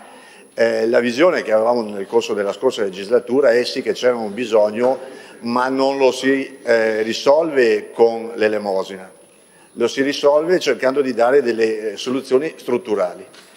E la soluzione strutturale che avevamo proposto, perché lì si deve creare efficienza amministrativa, non è quella di rincorrere i sindaci, ma cercare di dare delle risposte ai cittadini da qua a 5, a 10, a 15 anni.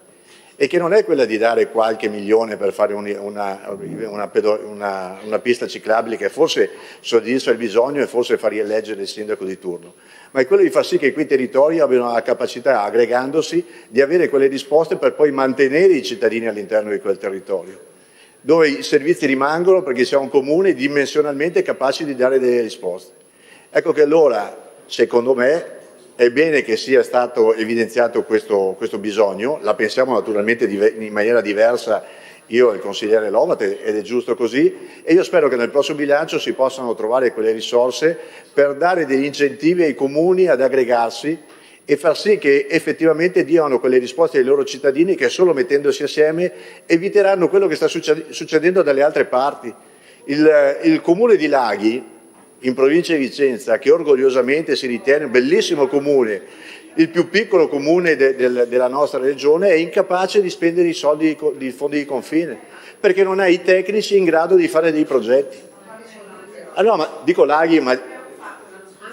Allora, dico Laghi perché è grande come un condominio di Mestre, ha gli stessi abitanti di un condominio di Mestre e non riesce a dare, pur avendo le risorse, non riesce a dare risposte ai propri cittadini. Allora il percorso, secondo me, faticoso, perché è estremamente faticoso quello di mettere assieme, sull'onda della fusione tra il Friuli e il Veneto, riuscire a spingere prima all'aggregazione di questi comuni, che abbiamo visto che funziona, in molti comuni nel corso di questi anni hanno dato questa esperienza. Sette Ville, il comune che è nato nel Bellunese, ha dato un'esperienza di efficientamento, di capacità di spesa, di risorse che gli sono state messe a disposizione.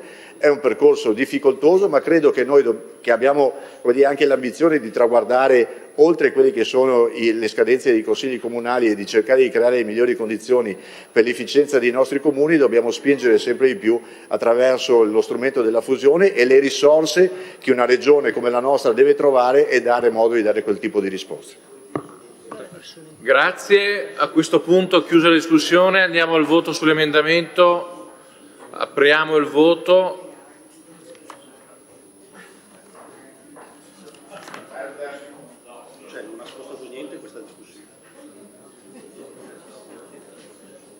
Votate, grazie. Matauro? No.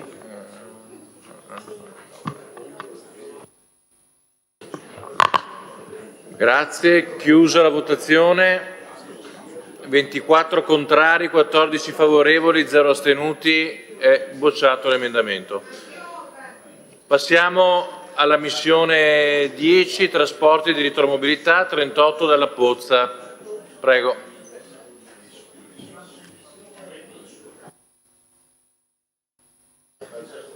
Grazie Presidente.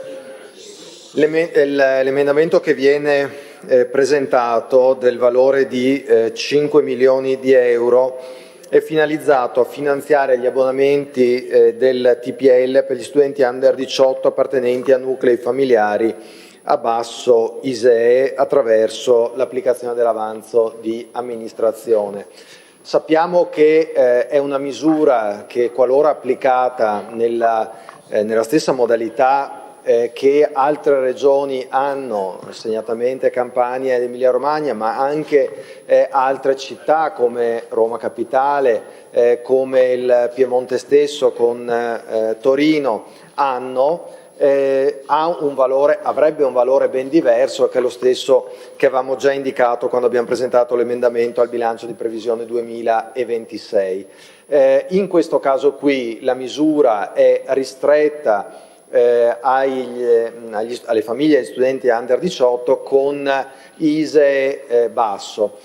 A me vengono in mente le parole utilizzate ieri dall'assessore Giacinti quando ci diceva che ci sarà un prossimo assestamento di bilancio a settembre, che questo assestamento di bilancio fatto a fine luglio serve tecnicamente semplicemente a fare una fotografia di quello che è l'avanzo di amministrazione e tecnicamente prenderne atto. Solo che c'è un problema, che l'acquisto degli abbonamenti per il TPL le famiglie lo fanno normalmente prima dell'inizio dell'anno scolastico e quindi durante il mese di agosto. Applicare oggi quell'avanzo di amministrazione a questo tipo di misura, mettendo la Regione nelle condizioni di aprire un bando durante il mese di agosto e il mese di settembre perché le famiglie possano accedere, metterebbe le famiglie nelle condizioni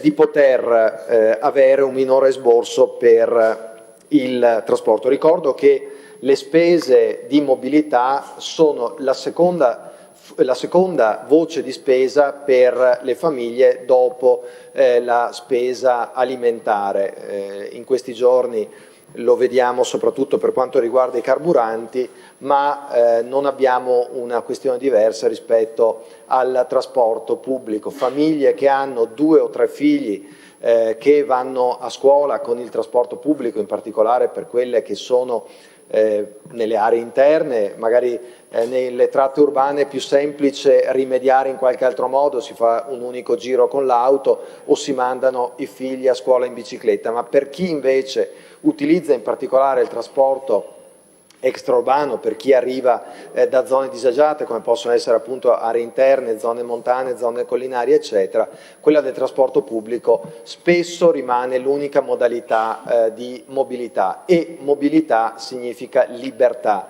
è uno dei diritti costituzionalmente garantiti. Allora, come vedete non abbiamo proposto aumenti di addizionale IRPEF per finanziare questa misura, ma prendiamo atto degli esiti del buon governo. Da questo punto di vista qui lo si può dire senza timore di essere smentiti e senza far torto a nessuno. Potete rivendicare un risultato di aver avuto, guardo voi perché senza ritornare alle parole usate prima dal consigliere Calzavara, va bene, questo Consiglio lo si ricorderà questa 3 giorni per quello che è avvenuto dal punto di vista politico, non certo per la questione dei conti, ma se c'è un esito positivo di un periodo di governo e che si sostanzia poi in un avanzo di amministrazione, allora è anche giusto che noi proponiamo come spenderlo. Allora, ribadiamo, ci sono delle emergenze, quella della sanità l'abbiamo detta, quella del dissesto idrogeologico l'abbiamo detta, quella delle aree di confine ne abbiamo parlato. Secondo noi c'è questa emergenza che è data dalle spese di trasporto, e con questo dimostriamo che non è con l'addizionale IRPEF sui redditi più alti che si tolgono risorse dalle tasche delle famiglie. Peraltro saremmo noi 51 più gli assessori più un'altra sparuta minoranza di contribuenti veneti che rientrano all'interno del mondo del lavoro dipendente a finanziare l'eventuale addizionale IRPEF sui redditi più elevati, ma non sono solo le tasse ma anche i costi indiretti, anzi in questo caso i costi diretti come la spesa sul trasporto pubblico. Quindi forse se c'è una misura di equità è proprio quella di dire spendiamo per lasciare i soldi nelle tasche delle famiglie in misura sicuramente superiore all'esborso che avrebbero coloro eventualmente toccati da tassazioni aggiuntive. ma in ogni caso in questa frangente non si parla neppure di quello, ma si parla semplicemente di applicare l'avanzo di amministrazione a una misura che riteniamo sacrosanta. Io guardo l'assessore Ruzza e l'assessore Roma, visto che siete entrambi toccati da questo emendamento, per chiedere, ma di quella misura di cui si è parlato in campagna elettorale, di cui ha parlato il vostro assente presidente, assente perché in questi 3 giorni non abbiamo mai avuto il piacere di poterlo vedere, ma di quella misura di cui si è parlato in campagna elettorale, della famosa card a 9,99 € al mese per gli studenti, eccetera, quando è che ne parleremo?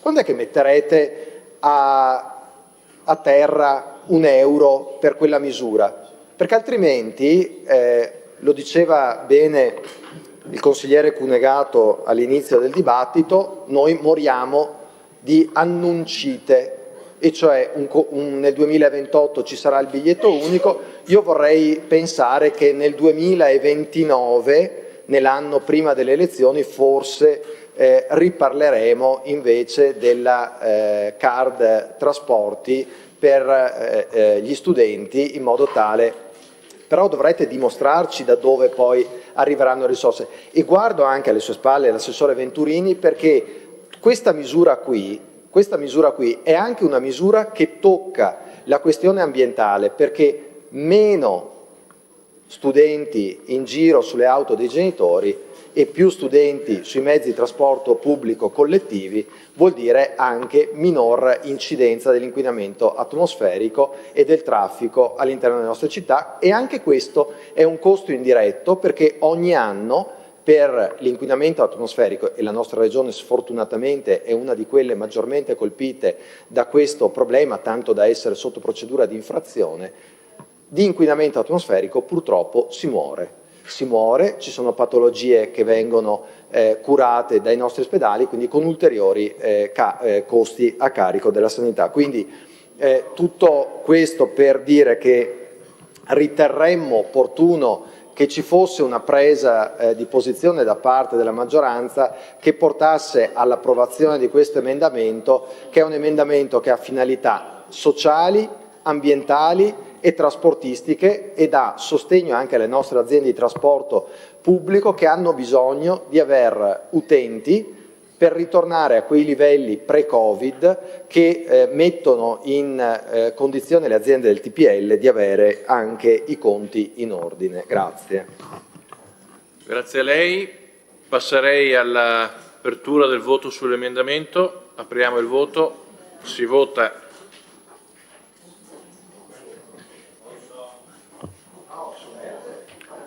Votate, grazie.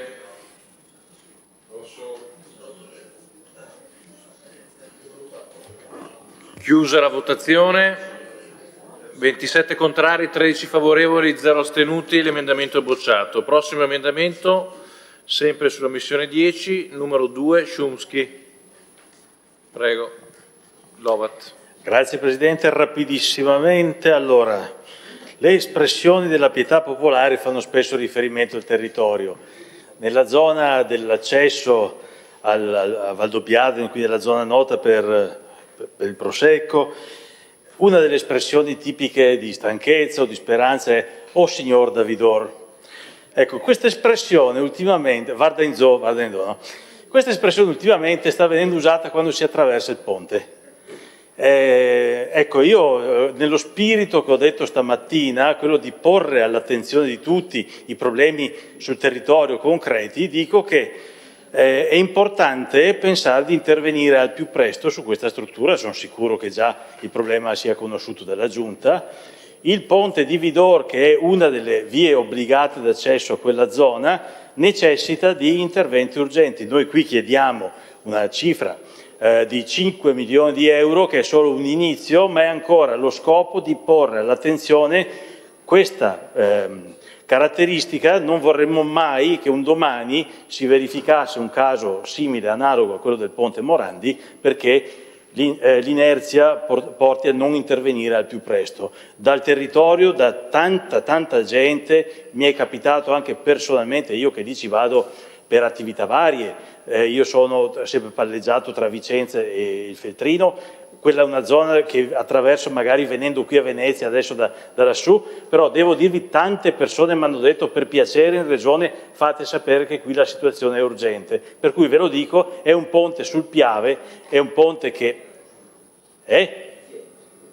Il ponte di chi è? Il ponte di Vidoro. Allora, proprietà e gestione. È strada provinciale numero 2, no d'accordo, strada provinciale numero 2, però la situazione va messa all'attenzione, perché non è che dobbiamo palleggiarci le cose, d'accordo che è strada provinciale numero 2, ma attenzione perché la situazione è preoccupante per tutta la rete di circolazione in quella zona. Cioè, il fatto che sia una strada provinciale non è che non abbia a che fare con le strade regionali che ci sono lì nei paraggi. Se il ponte avesse dei problemi sarebbe intasata l'intera viabilità della zona. Ecco, ci tenevo a farlo presente nello spirito sempre costruttivo di segnalazione che ho usato stamattina. Grazie. Grazie. Andiamo al voto. Apriamo il voto sull'emendamento numero 2.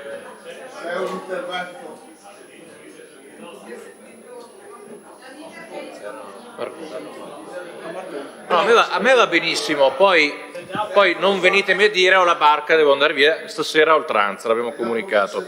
Ci aggiorniamo con i capigruppo, più tardi. Prego. Solo per rassicurare il consigliere Lovat che l'attuale ponte di Vidor non ha problemi strutturali.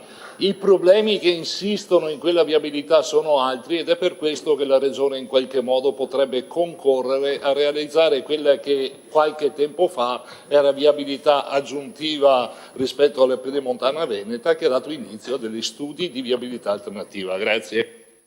Grazie per la disamina di completezza. Andiamo avanti al voto, votiamo, grazie. E poi facciamo.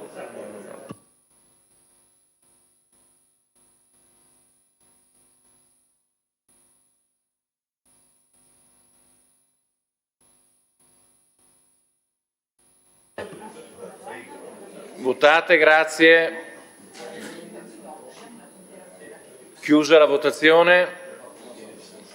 26 contrari, 13 favorevoli, 0 astenuti. L'emendamento numero 2 è bocciato. Emendamento numero 3, sempre Chomsky. Lovat, parli lei. Altrettanto rapidamente, grazie Presidente, provincia di Belluno, la strada regionale a Gordina, l'accesso da Sedico è un imbuto che causa intasamenti pesanti soprattutto nei periodi di maggior flusso turistico è con lo snodo di Longarone, uno dei due punti principali di traffico problematico in provincia di Belluno. Anche qui chiedevamo un primo intervento, chiaro che i lavori sono molto più costosi, ma è il segnale, ancora una volta l'emendamento è un segnale perché realmente quell'area è penalizzata da strade che ormai non sono più all'altezza di supportare il traffico dei giorni nostri. Sono strade concepite diversi decenni fa, lì a Sedico veramente ci sono delle volte che ci si perdono le mezze giornate se non di più. Grazie. Grazie, procediamo col voto, apriamo la votazione.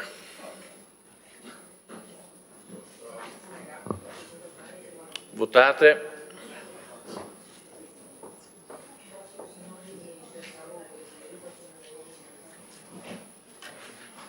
Chiusa la votazione, 26 contrari, 12 favorevoli, 0 astenuti, l'emendamento è bocciato. Passiamo ora alla missione 12, diritti sociali, politiche sociali e famiglia. C'è il numero 30 di Cunegato, lo dà per letto, si procede con la votazione. Allora apriamo la votazione sul 30. Votate.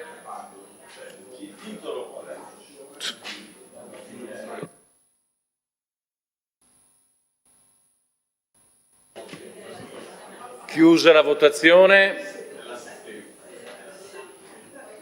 25 contrari, 14 favorevoli, 0 astenuti.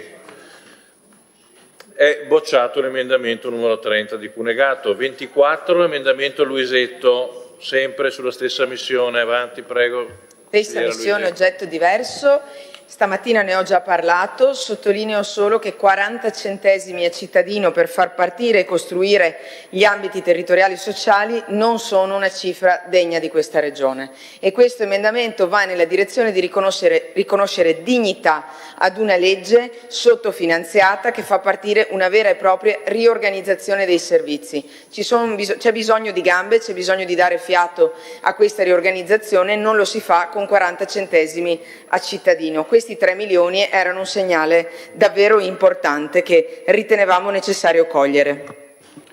Grazie consigliera. Passiamo al voto. Apriamo la votazione sull'emendamento della consigliera Luisetto.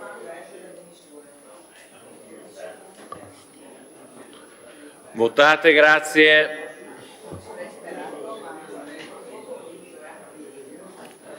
Chiusa la votazione. Esito 27 contrari, 14 favorevoli, 0 astenuti, l'emendamento è bocciato. Missione 13, tutela della salute, emendamento Bigon numero 32. Grazie Presidente, molto velocemente. Sulle cure palliative solo il 30% dei medici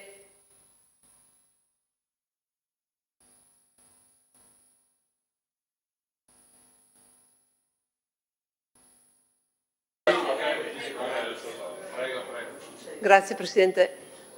Allora, solo il 30% dei medici in Veneto è formato e conosce le cure palliative, per cui queste somme sarebbero state assegnate alla formazione di questi medici in Veneto, soprattutto medici di famiglia, che avrebbero appunto avuto l'opportunità di conoscere e quindi indicarle anche ai propri pazienti, cosa che abbiamo capito non avverrà, per cui ci dispiace molto. Grazie. Grazie, passiamo alla votazione, apriamo la votazione. Votate.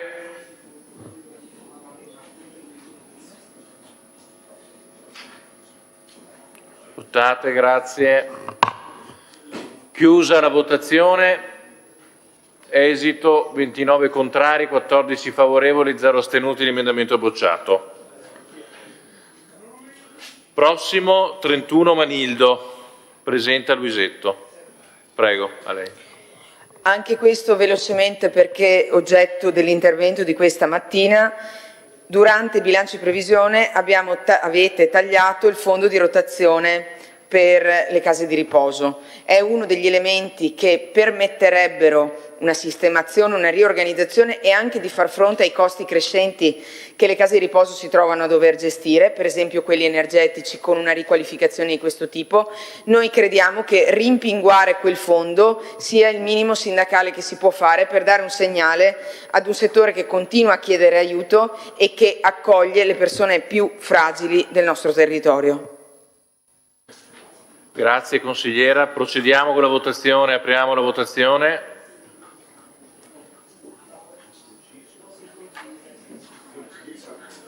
Votate, grazie. Chiusa la votazione. 28 contrari, 14 favorevoli, 0 astenuti, l'emendamento è bocciato. Passiamo ora alla missione 14, sviluppo economico e competitività. Il 21 Baldan. Lo dà per letto. Passiamo alla votazione. Apriamo la votazione. Votate. Votate. Prego. Vota.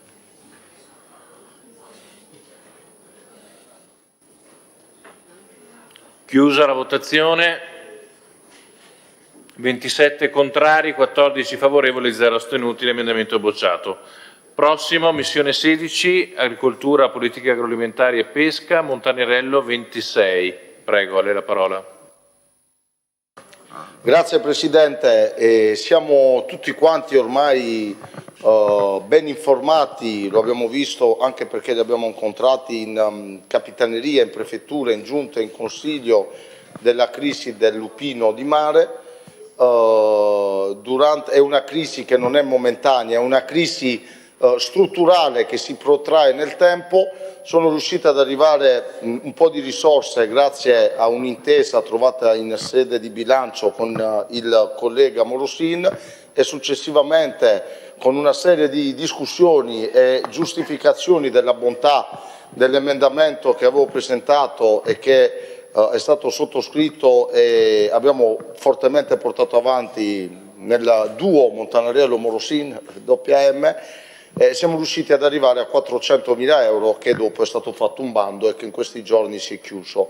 Siccome sono una goccia nell'oceano, le esigenze sono più importanti, anche perché i progetti di ricomposizione ambientale che vengono fatti e che cubano milioni di euro sono importanti, sì, però c'è da dire che le barche non sono neanche strutturate per uscire, molte dopo anni che stanno ferme, e quindi si chiede di dare 1 milione di euro alla crisi del lupino di mare, visto che ce ne avanzano 160 e passa. Grazie, procediamo all'apertura del voto. Votiamo. Votiamo, grazie.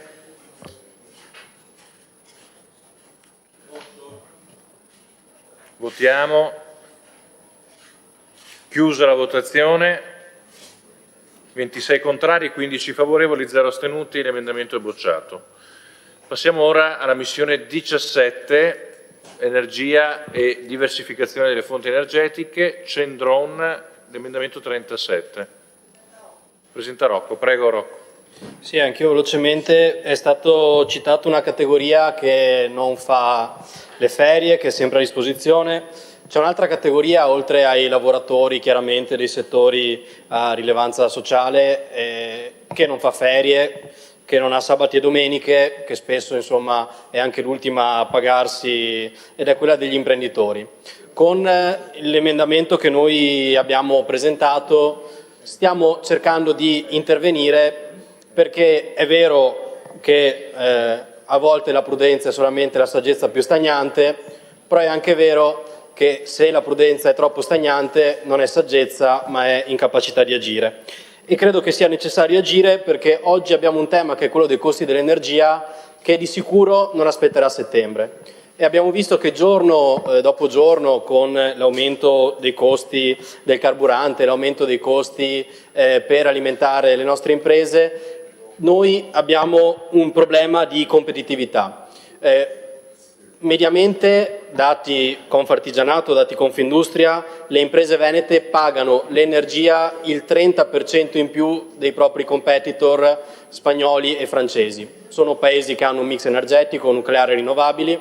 È chiaro che noi dobbiamo lavorare in questo caso prevalentemente con le rinnovabili. Si tratta di mancata competitività, significa meno soldi per fare investimenti. Quello che noi chiediamo è di andare a intervenire sulla legge 25 del 2000, cioè il piano energetico regionale, con questi 5 milioni che sono necessari da una parte per la transizione energetica, che significa appunto anche andare verso un modello di produzione più verde, più sostenibile, ma dall'altra c'è un altro elemento che riguarda la transizione energetica, che è quello della sostenibilità rispetto alle spese. Sappiamo che sostenibilità non è solamente una questione ambientale, sostenibilità è anche gestione dei rischi. E qual è il problema? Che tendenzialmente, se le grandi imprese hanno la capacità di fare investimenti, se le grandi imprese hanno gli studi tecnici, hanno i consulenti che permettono di lavorare con strumenti come Transizione 5.0, le nostre piccole e medie imprese, penso al distretto della conceria di Arzignano, penso alle vetrerie di Murano, penso al distretto della scarpa o il tessile di Montebelluna e di altre aree, non sempre hanno quella capacità di avere dei consulenti o delle risorse da investire, e oggi avere la possibilità di produrre e di monitorare i propri fattori di rischio non significa soltanto essere sostenibili, ma significa anche andare da chi concede il credito e avere dei criteri premiali. Quindi mettere queste risorse e non mettere a settembre e non mettere più avanti oggi significa permettere a chi poi dovrà fare la programmazione di sapere che ci saranno degli strumenti per poter pensare agli investimenti quando a settembre i lavoratori torneranno, ma gli imprenditori di sicuro a Ferragosto staranno pensando come mandare avanti le proprie imprese. Grazie consigliere. A questo punto apriamo la votazione su questo emendamento. Grazie. Votiamo.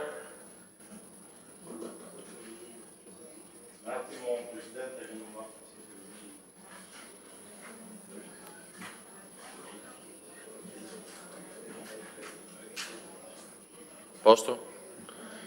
Chiusa la votazione, 28 contrari, 13 favorevoli, 0 astenuti, l'emendamento è bocciato. Procediamo ora con il 35, sempre prima firmataria Cendron, lo presenta lei, consigliera, prego.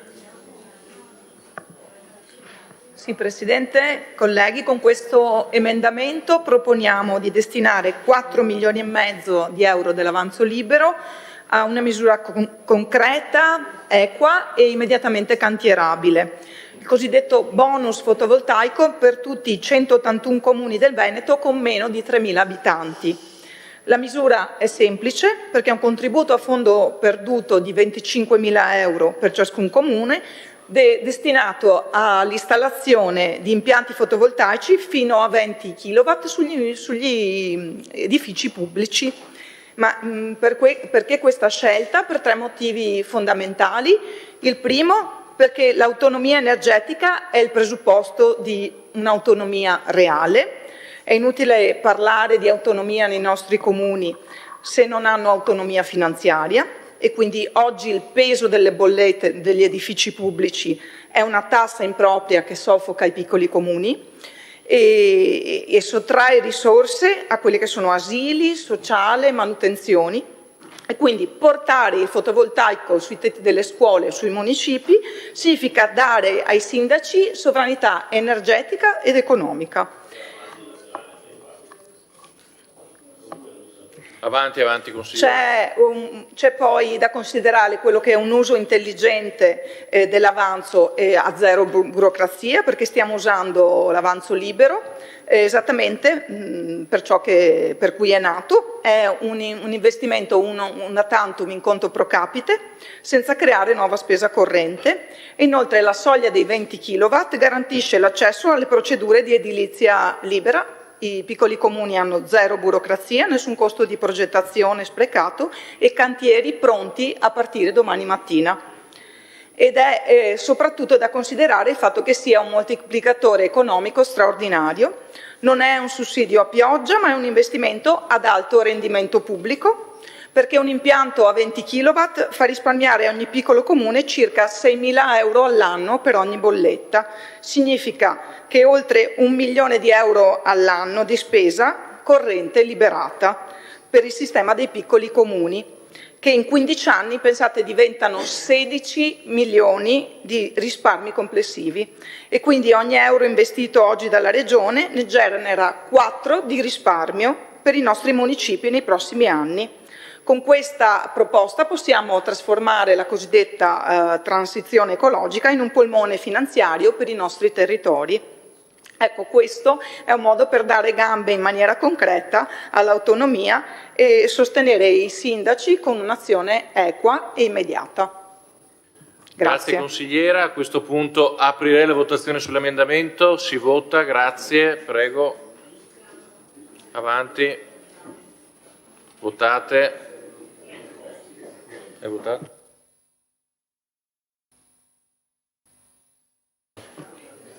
Chiudo la votazione.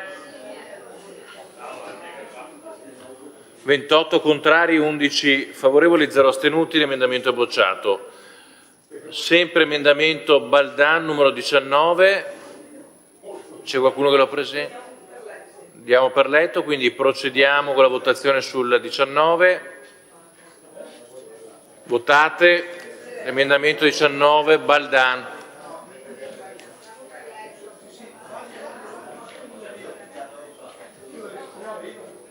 Via questo.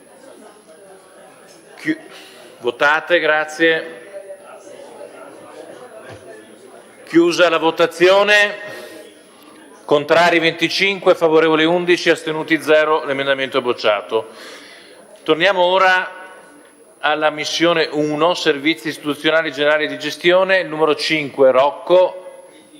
Ritiro. Viene ritirato l'emendamento 5. Missione 5, tutela e valorizzazione dei beni e attività culturali, Rocco, 6, ritiro. Missione 7 sul turismo, 8, sempre consigliere Rocco. 9, Rocco, stessa missione. Cosa fa col 9? ritira il 9, missione 10, 7 e 10, anche il 10 ritira? Missione 11, soccorso civile, 18, Baldan Flavio. Diamo per letto, apriamo la votazione su Baldan e l'emendamento 18. Votiamo, grazie, apriamo.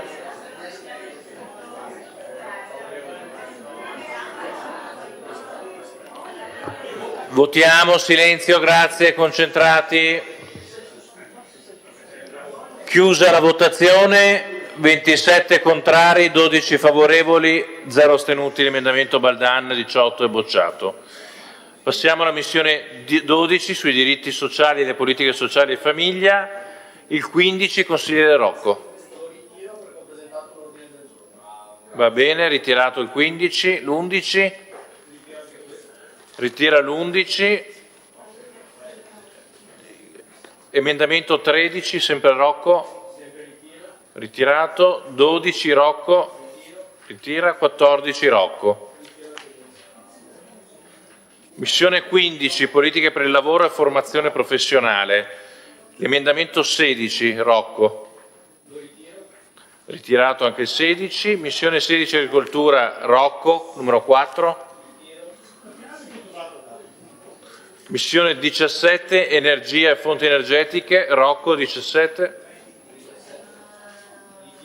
Ritirato. Missione 18 relazioni con le altre autonomie territoriali Baldan Flavio, il numero 20. Lo diamo per letto e lo votiamo. Apriamo la votazione su questo emendamento di Baldan. Prego, votare.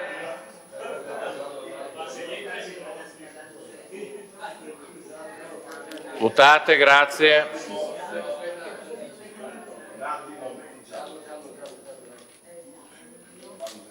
Stiamo votando, continuate a votare, grazie.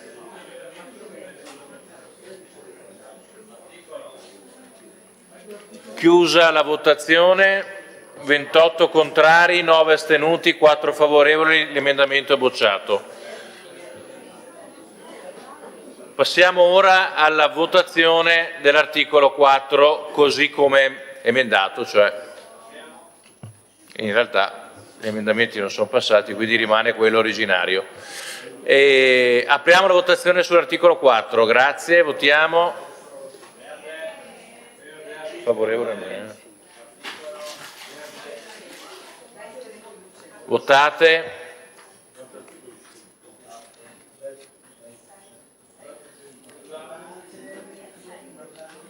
Votate. Chiusa la votazione. 28 favorevoli, 12 contrari, 1 astenuto, l'articolo 4 è approvato. Articolo 5, apriamo la votazione, votiamo.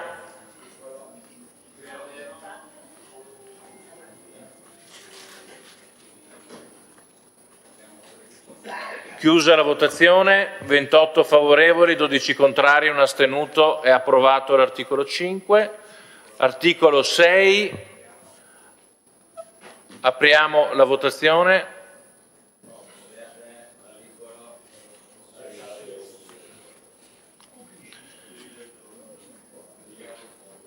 Approvato con 26 voti favorevoli, 9 contrari, 1 astenuto, anzi 27 rettifico, voti favorevoli, 9 contrari, 1 astenuto. C'è stato una sveltina del capogruppo di Fratelli d'Italia. verbale, a verbale il voto contrario. A verbale, il voto contrario. aspettate un attimo solo. A verbale la consigliera Bigon e Del Bianco. Ok, anche per me. Quindi voto come contrario. vota Bigon? Contrario, lei Del Bianco? Contrario, sicuro? Ok. Perfetto, allora abbiamo chiuso la votazione dell'articolo 6, ora ci sono gli ordini del giorno. Che sono, mi pare, 13. Allora, 13 ordini del giorno, quindi do la parola al primo ordine del giorno, 39, Dalla Pozza.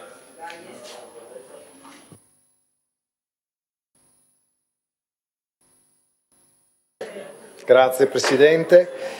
L'ordine del giorno che viene presentato è sostanzialmente la riproposizione di un ordine del giorno che ha già votato il Consiglio regionale per la messa in sicurezza del territorio di Torri di Quartesolo. So che dovrebbe esserci una proposta di riformulazione dell'ordine del giorno sulla quale anticipo già mi trovo d'accordo, perché poi l'importante è che ci sia un indirizzo dato dal Consiglio regionale e dalla Giunta regionale per portare a casa un intervento che peraltro in questo caso non sarebbe neanche interamente a carico del bilancio della Regione, ma sarebbe oggetto di cofinanziamento da parte della Regione su impulso direttamente di un ente locale. Ecco, la cosa bella della tutela del territorio è quando gli enti locali non attendono semplicemente i piani calati dall'alto, ma quando con la conoscenza del territorio provvedono in autonomia a indicare quali sono le priorità e a metterci anche dei quattrini, perché è la cosa più complicata per un'amministrazione comunale impegnare risorse. Ecco, credo che lo sforzo in questo caso vada premiato. Il Comune di Torri di Quartesolo autonomamente ha fatto una progettazione, autonomamente sta mettendo da parte gli importi per poter procedere con la realizzazione di questo bacino di laminazione, tra l'altro in una zona che è già stata soggetta a allagamenti con danni sia al patrimonio privato che al patrimonio pubblico, e quindi quello che si chiede è di proseguire in questa strada e lo dico e termino anche l'intervento, farò quello che magari siete abituati ad avere anche con il consigliere Montanariello su altri temi, lo riproporrò ad ogni appuntamento di bilancio fin tanto che non lo vedrò attuato. Credo che sia il compito che abbiamo noi, almeno noi che sediamo da questa parte dei banchi del Consiglio regionale, di continuare a pungolare fin tanto che gli interventi non vengono portati a casa. Grazie. Grazie. Interviene l'assessore Venturini. Prego, assessore. Grazie Presidente. Poi dipende da quanti mandati si faranno. Allora, potrebbe essere questa riformulazione, consigliere, mi rivolgo a lei e anche alla consigliera Luisetto. Allora, si impegna la Giunta a valutare l'opportunità, coerentemente con il metodo di valutazione multicriterio oggi in essere, di inserire il progetto di messa in sicurezza idraulica predisposto dal Comune di Torri di Quartesolo tra gli interventi della prossima programmazione. Grazie. Quindi consigliere Della Pozza accetta la modifica? Lo dica a verbale, grazie. Anche a nome della consigliera Luisetto accetto la modifica proposta. Va bene, quindi procediamo alla votazione con l'ordine del giorno così come modificato. Apriamo la votazione.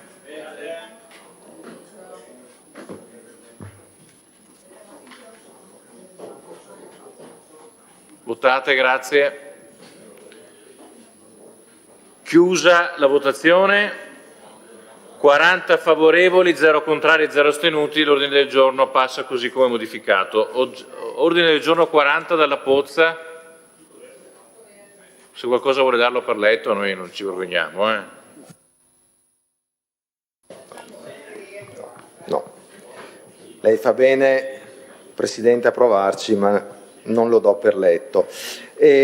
Allora, è notizia di qualche giorno fa che il nuovo contratto di programma tra il Ministero delle Infrastrutture e RFI mette a disposizione 3 milioni e mezzo di euro per l'elettrificazione della linea Vicenza Schio. Notizia sicuramente da accogliere positivamente, guardo la consigliera e presidente De Berti che sicuramente sul tema ha lavorato nel corso degli anni, ma come abbiamo ripetuto più volte l'elettrificazione da sola può far poco, perché se vogliamo portare quella linea che è lunga circa 30 km ad avere una frequenza di 30 minuti ogni 30 minuti secondo quel cadenzamento ragionamento 30-30-30, sappiamo che l'elettrificazione da sola non basta. Sicuramente sarà un passaggio importante quello del cambiamento del mezzo di locomozione dalle motrici a gasolio che ci sono oggi alle motrici elettriche, darà sicuramente anche minori problemi dal punto di vista manutentivo, ma non risolve ancora il problema. Per risolvere il problema serve la soppressione dei passaggi a livello e in alcuni tratti il raddoppio della linea dove deve essere permesso lo scambio fra i treni in andata e in ritorno, trattandosi di una ferrovia a monobinario. Allora, lo ricordavo nel primo giorno di discussione sul rendiconto,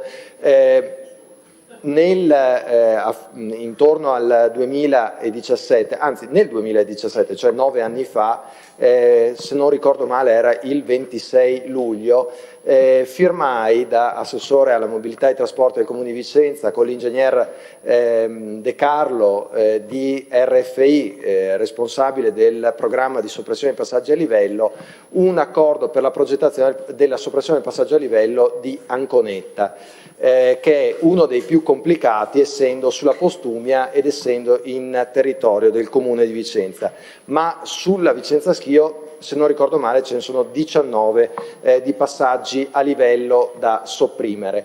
Quel passaggio a livello fu inserito nell'accordo tra Regione Veneto e RFI come uno dei passaggi a livello prioritari da sopprimere in Veneto. Da quell'epoca, ripeto, sono passati 9 anni, quando c'erano soldi anche da parte della Regione e di RFI per procedere con alcune soppressioni di passaggi a livello nella nostra Regione, nulla si è più fatto. Allora, quello che si chiede con questo ordine del giorno è che possano essere messe risorse per proseguire con il programma che porterà ad essere la Vicenza Schio, che è un'infrastruttura richiesta dall'Alto Vicentino, una delle zone più produttive della nostra Regione, a avere un quadro complessivo di risoluzione dei problemi su quella linea, mettendo risorse adeguate per la soppressione dei passaggi a livello, ovviamente in collaborazione con le amministrazioni locali interessate dal passaggio della tratta, perché la soppressione di un passaggio a livello non è uno scherzo per quanto riguarda la mobilità dei comuni, in quanto alla soppressione dei passaggi a livello poi deve essere corrispondente, e non può ovviamente essere nel rapporto 1 a 1, la realizzazione di una via di attraversamento della linea che soddisfi anche le esigenze trasportistiche e di mobilità di quel comune.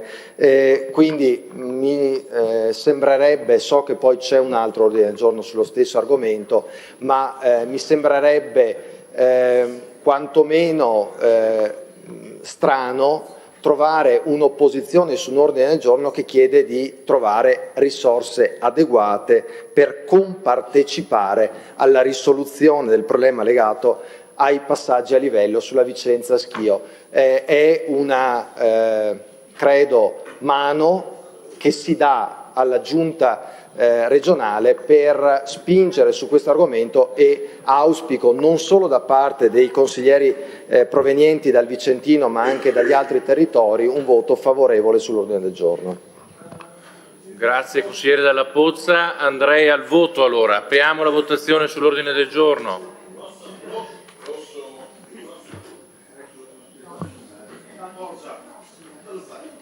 Votate, grazie. Perché adesso...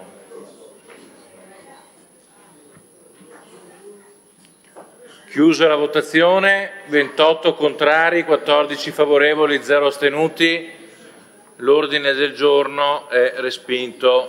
Passiamo al prossimo, misure per la messa in sicurezza idrogeologica dei territori colpiti dall'evento del 17 aprile nella provincia di Vicenza, quindi l'ordine del giorno mi pare che sia il 41. Sì, 41 Dalla Pozza, prego.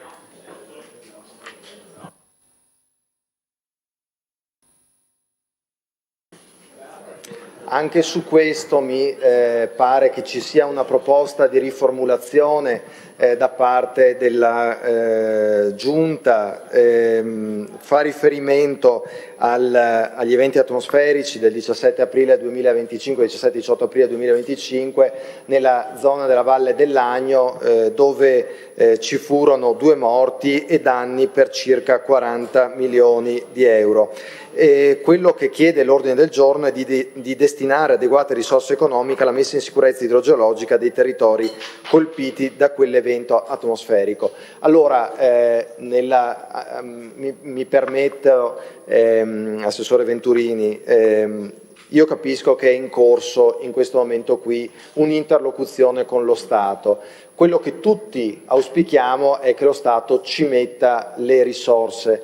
In questo senso la riformulazione che lei ci illustrerà può essere accolta, ma dall'altra parte quello che rimane come preoccupazione e quello che rimane come sottotitolo e che ci porterà a ripresentare eventualmente l'ordine del giorno in momenti successivi di discussione sul bilancio è questa, ovvero qualcuno i soldi li deve mettere. Se non li mette lo Stato, la Regione in qualche modo deve intervenire, non sui ristori dei danni, dove la Regione magari non può intervenire, ma sulla messa in sicurezza idrogeologica del territorio, questa sì è una competenza invece diretta della Regione. Ovviamente speriamo che ce li metta lo Stato e nel caso in cui però lo Stato fosse inadempiente torneremo a chiedere che sia la Regione a occuparsene.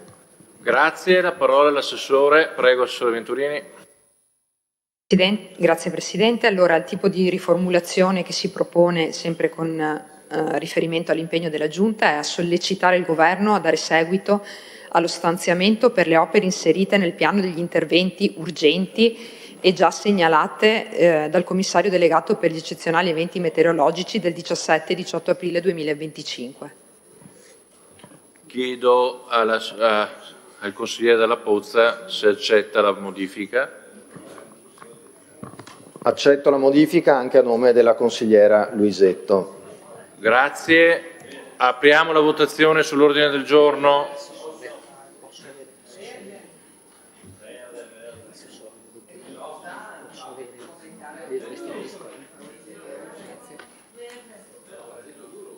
Votiamo, grazie. Votiamo.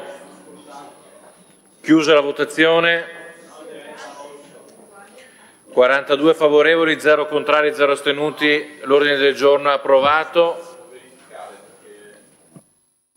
Dichiari il voto alla Borgia al microfono. Presidente, può verificare cortesemente se la mia votazione è andata a buon fine, a favore ovviamente. Verifichiamo se Borgia ha votato positivamente.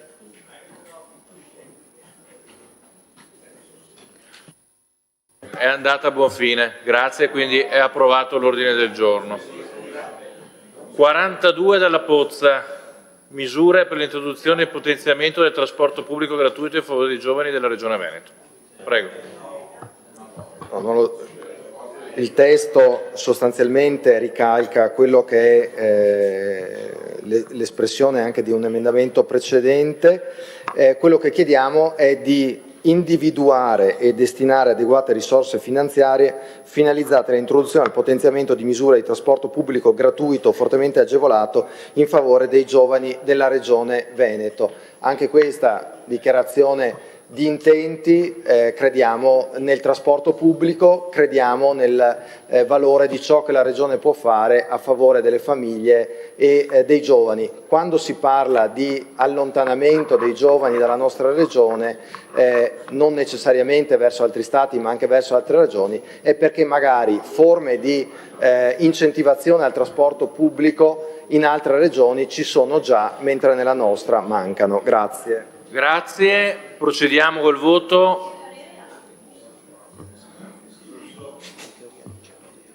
Non c'è parere della Giunta, si vota come...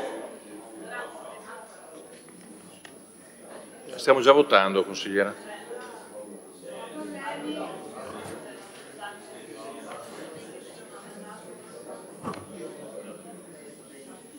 Grazie, si chiude la votazione. 27 contrari, 13 favorevoli, 0 astenuti. Andiamo al prossimo, numero 43, dalla Pozza, incentivazione sempre del TPL dell'intero territorio regionale.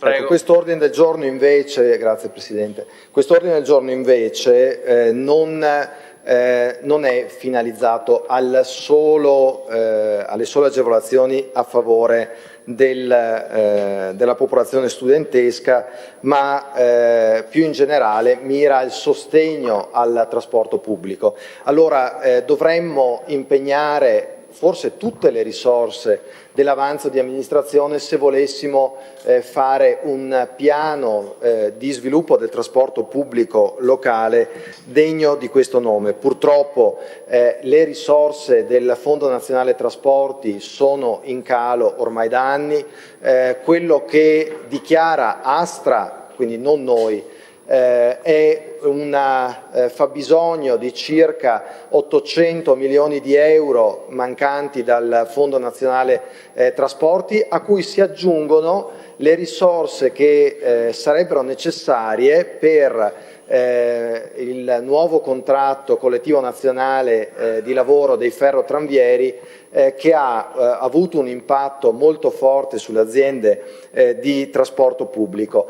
Guardate, questo è uno dei temi forse meno noti ma più importanti che si sta verificando nel mondo del lavoro.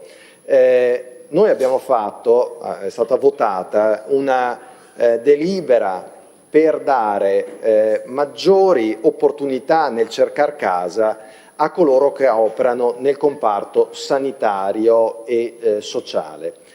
Ma oggi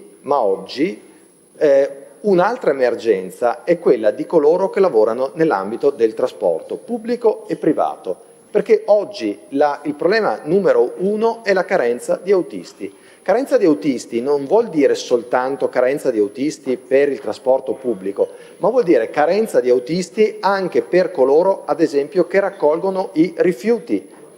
Abbiamo un problema enorme che sta venendo avanti e fintanto che le aziende del trasporto pubblico locale saranno pubbliche, e ringraziamo il cielo che lo siano ancora, i contratti collettivi nazionali di lavoro sono vincolati a dei tetti di spesa, dato anche il fatto che spesso le società che eserciscono il servizio di trasporto pubblico locale sono società con scarsa patrimonializzazione. Noi abbiamo un problema legato alla creazione di posti di lavoro, perché i posti di lavoro ci sarebbero ma non troviamo persone che lo fanno. Serve un piano generale sul trasporto pubblico locale, servono, ma tutte queste cose qui le metteremo poi dentro magari a una mozione di cui discuteremo, servono anche innovazioni come potrebbero essere quelle del biglietto climatico. Nei prossimi giorni, con l'ondata di calore alle porte, ci accorgeremo ancora una volta che cosa significa il cambiamento climatico in atto, e quindi con l'ordine del giorno si chiede di trovare risorse per lavorare su questo tema qui così importante per la vita dei cittadini. Grazie. Quindi a questo punto procediamo con la votazione di questo ordine del giorno. Apriamo la procedura di votazione, votiamo.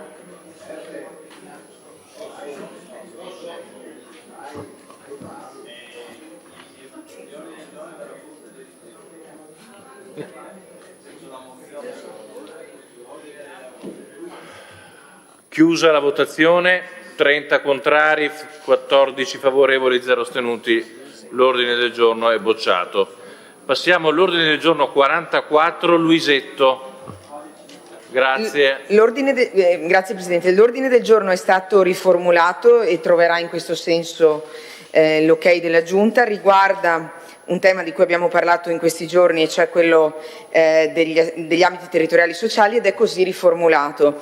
Si impegna la Giunta, nelle premesse abbiamo detto la necessità di sostenerli, a sostenere con risorse e strumenti, no, ho sbagliato, scusami, a continuare con l'accompagnamento strutturato, sostenendo e rafforzando con risorse, indicazioni e strumenti congrui gli ambiti territoriali sociali nella fase delicata di strutturazione amministrativa e organizzativa del nuovo ente nell'operatività di medio e lungo periodo al fine di garantire la piena attuazione della riforma. Grazie. Assessore, deve intervenire? No. Ah, va bene, riformulato già così, va bene. Votiamo allora come indicazione, prego.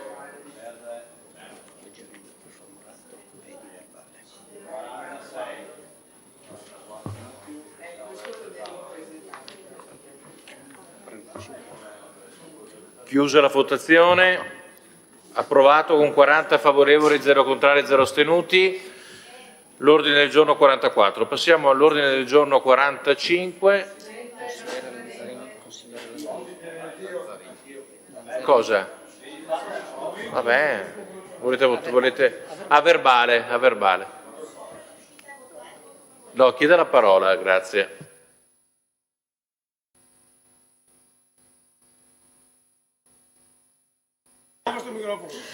Non sono riuscita a votare, voto favorevole. Prego, Soranzo. Anch'io, grazie Presidente. Prego, qualcun altro?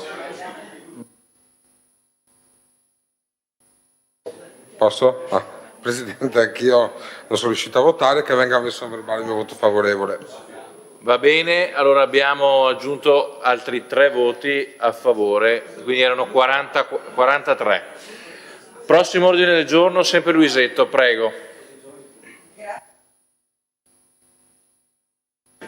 Grazie Presidente, quest'ordine del giorno affronta l'altro tema che è stato oggetto della discussione di questi giorni in ambito sociosanitario, cioè la situazione delle case di riposo, comprendendo che l'impegno è un impegno importante per la Giunta e che in parte questo impegno è collegato a delle azioni in essere, in particolar modo relative alla revisione dell'accreditamento. Chiediamo però che si proceda senza ulteriori indugi alla riforma organica delle IPAB, si lavori per la riduzione delle liste d'attesa per l'accesso alle strutture e quindi ci sia un aumento del numero di impegnative e si garantisca appunto anche una coerenza con reale fabbisogno, si riduca il costo delle rette a carico delle famiglie oggi davvero insostenibile attraverso un adeguamento della quota sanitaria regionale, si sottoponga a una revisione complessiva la scheda di valutazione SVAMA che sappiamo in parte essere stata modificata ma ancora non corrisponde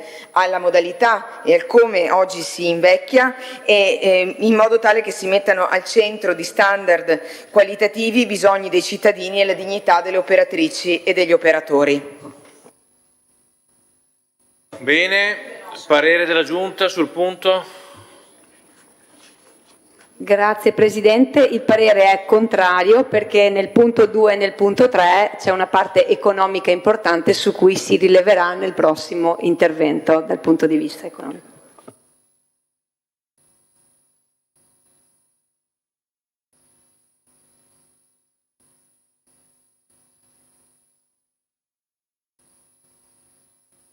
Votate, grazie. Votate. Grazie.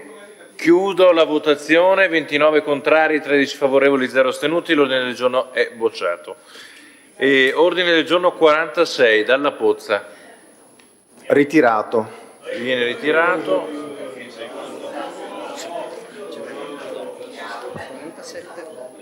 Questo vale come lo scudetto del Verona nell'85. Allora, ordine del giorno 47,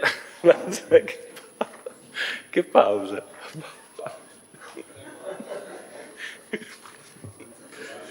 Scusate, ordine del giorno 47, Lanzarini, mi prendo il giro. È acceso, Prego, Lanzarini.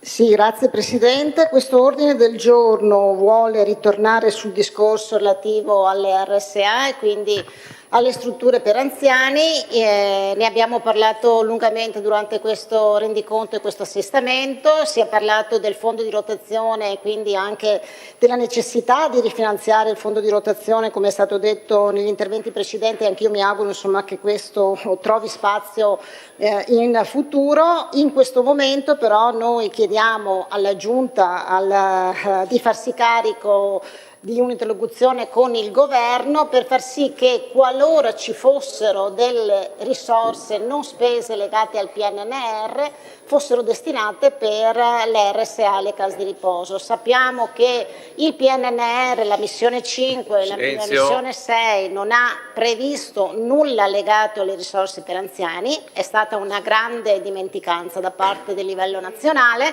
l'abbiamo ripetuto e rimarcato a più riprese, chiediamo di farsi promotori rispetto al governo centrale che qualora, e sappiamo ci sono delle risorse non spese, vengano canalizzate rispetto oggi dei bisogni crescenti che sono quelli legati agli anziani, all'invecchiamento e nel caso specifico alle strutture per anziani.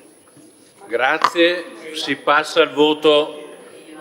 Apriamo la votazione.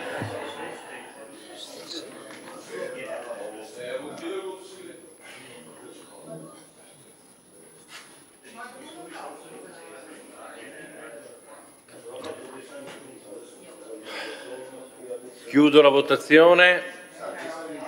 39 favorevoli, 0 contrari, 0 astenuti. L'ordine del giorno è approvato.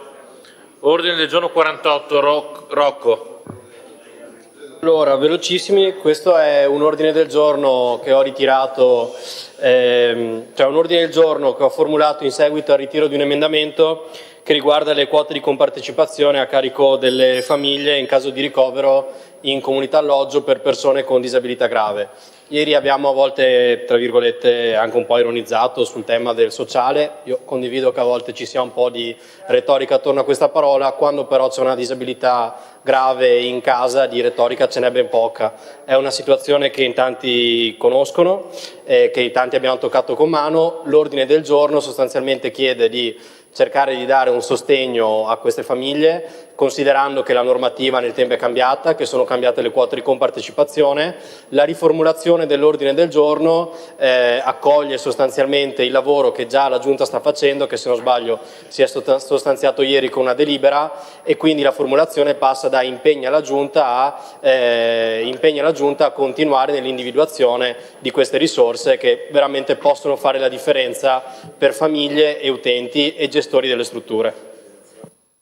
Grazie. La parola all'assessore Roma per indicare le modifiche.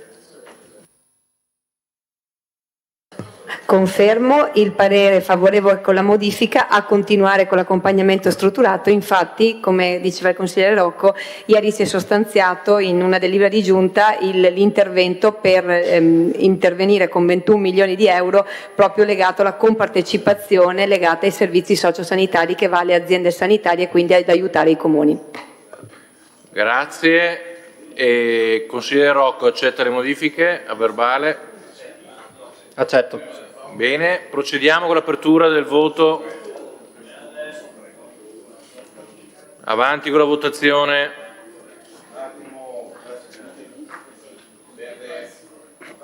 Verde.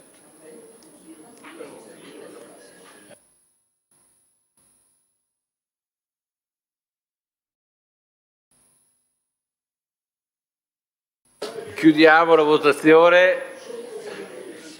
41 favorevoli, 0 contrari, 0 astenuti. È approvato l'ordine del giorno così come modificato. Procediamo con il 49, gli ultimi 3 ordini del giorno. Dalla Pozza, prego. No, era ritirato quello di prima, ma perché sostituito da questo. Allora, quello che chiediamo è che, dato che c'è stato recentemente un bando che promana dalla Giunta regionale per la concessione di 650.000 euro in materia di sicurezza a favore dei delle polizie locali sostanzialmente dei comuni o delle unioni di comuni, adesso non vado a ripetere i requisiti del bando, per interventi che vanno sia dalla videosorveglianza alla implementazione dei sistemi anche radio o comunque di comunicazione eccetera. Da questo bando sono esclusi però tutta una serie di comuni che sono già assegnatari di finanziamento da parte sia della Regione con un bando del 2024, sia del Ministero degli Interni con un bando del 2025. Capisco che ci sia una volontà di ampliare la platea dei beneficiari di contributi in materia di sicurezza da parte della Giunta regionale, ma a mio avviso questo bando esclude comuni che comunque sarebbero, ne cito due che sono capoluoghi, Venezia e Vicenza, ma potrei citare Castelfranco Veneto, che era già stato assegnatario di contributo, e altri comuni che potrebbero invece richiedere fondi magari non sulla stessa linea prevista dal bando o che magari hanno ottenuto finanziamenti su progetti che non rientrano tra le finalità del bando. Allora, lo dicevo, Assessore, nel corso della discussione sul rendiconto, a mio avviso si investe ancora troppo poco in materia di sicurezza. Quei 650.000 euro divisi per il numero degli abitanti del Veneto fanno 13 centesimi a persona. Adesso eviterò di venire a darle i 2 euro che spetterebbero alle forze di opposizione presenti in questo Consiglio regionale come contributo che noi potremmo dare a quello che lei ha messo a disposizione. Però è altrettanto vero che se si parla di sicurezza bisogna essere poi coerenti. Guardi, ne approfitto anche per dire che oggi è sostanzialmente, da oggi è ufficiale il piano di riparto delle forze di polizia dello Stato, le nuove forze in assegnazione alle questure del Veneto, e ci sono questure, anzi ormai sono quasi tutte le questure possono dire questa cosa, che ricevono un numero di agenti in assegnazione che è largamente insufficiente rispetto sia alle piante organiche che al numero dei pensionamenti. Allora, decidiamo che cosa vogliamo fare. Guardi, non ne faccio una questione di campagna elettorale, anche se da settembre immagino che sul tema della sicurezza avremo ciascuno di noi modo di raccontare qual è l'idea di sicurezza che abbiamo. Lo diceva prima nel suo intervento il collega Giampaolo Trevisi, quando si chiedeva perché 1 milione di euro sui 130 milioni che abbiamo proposto come manovra emendativa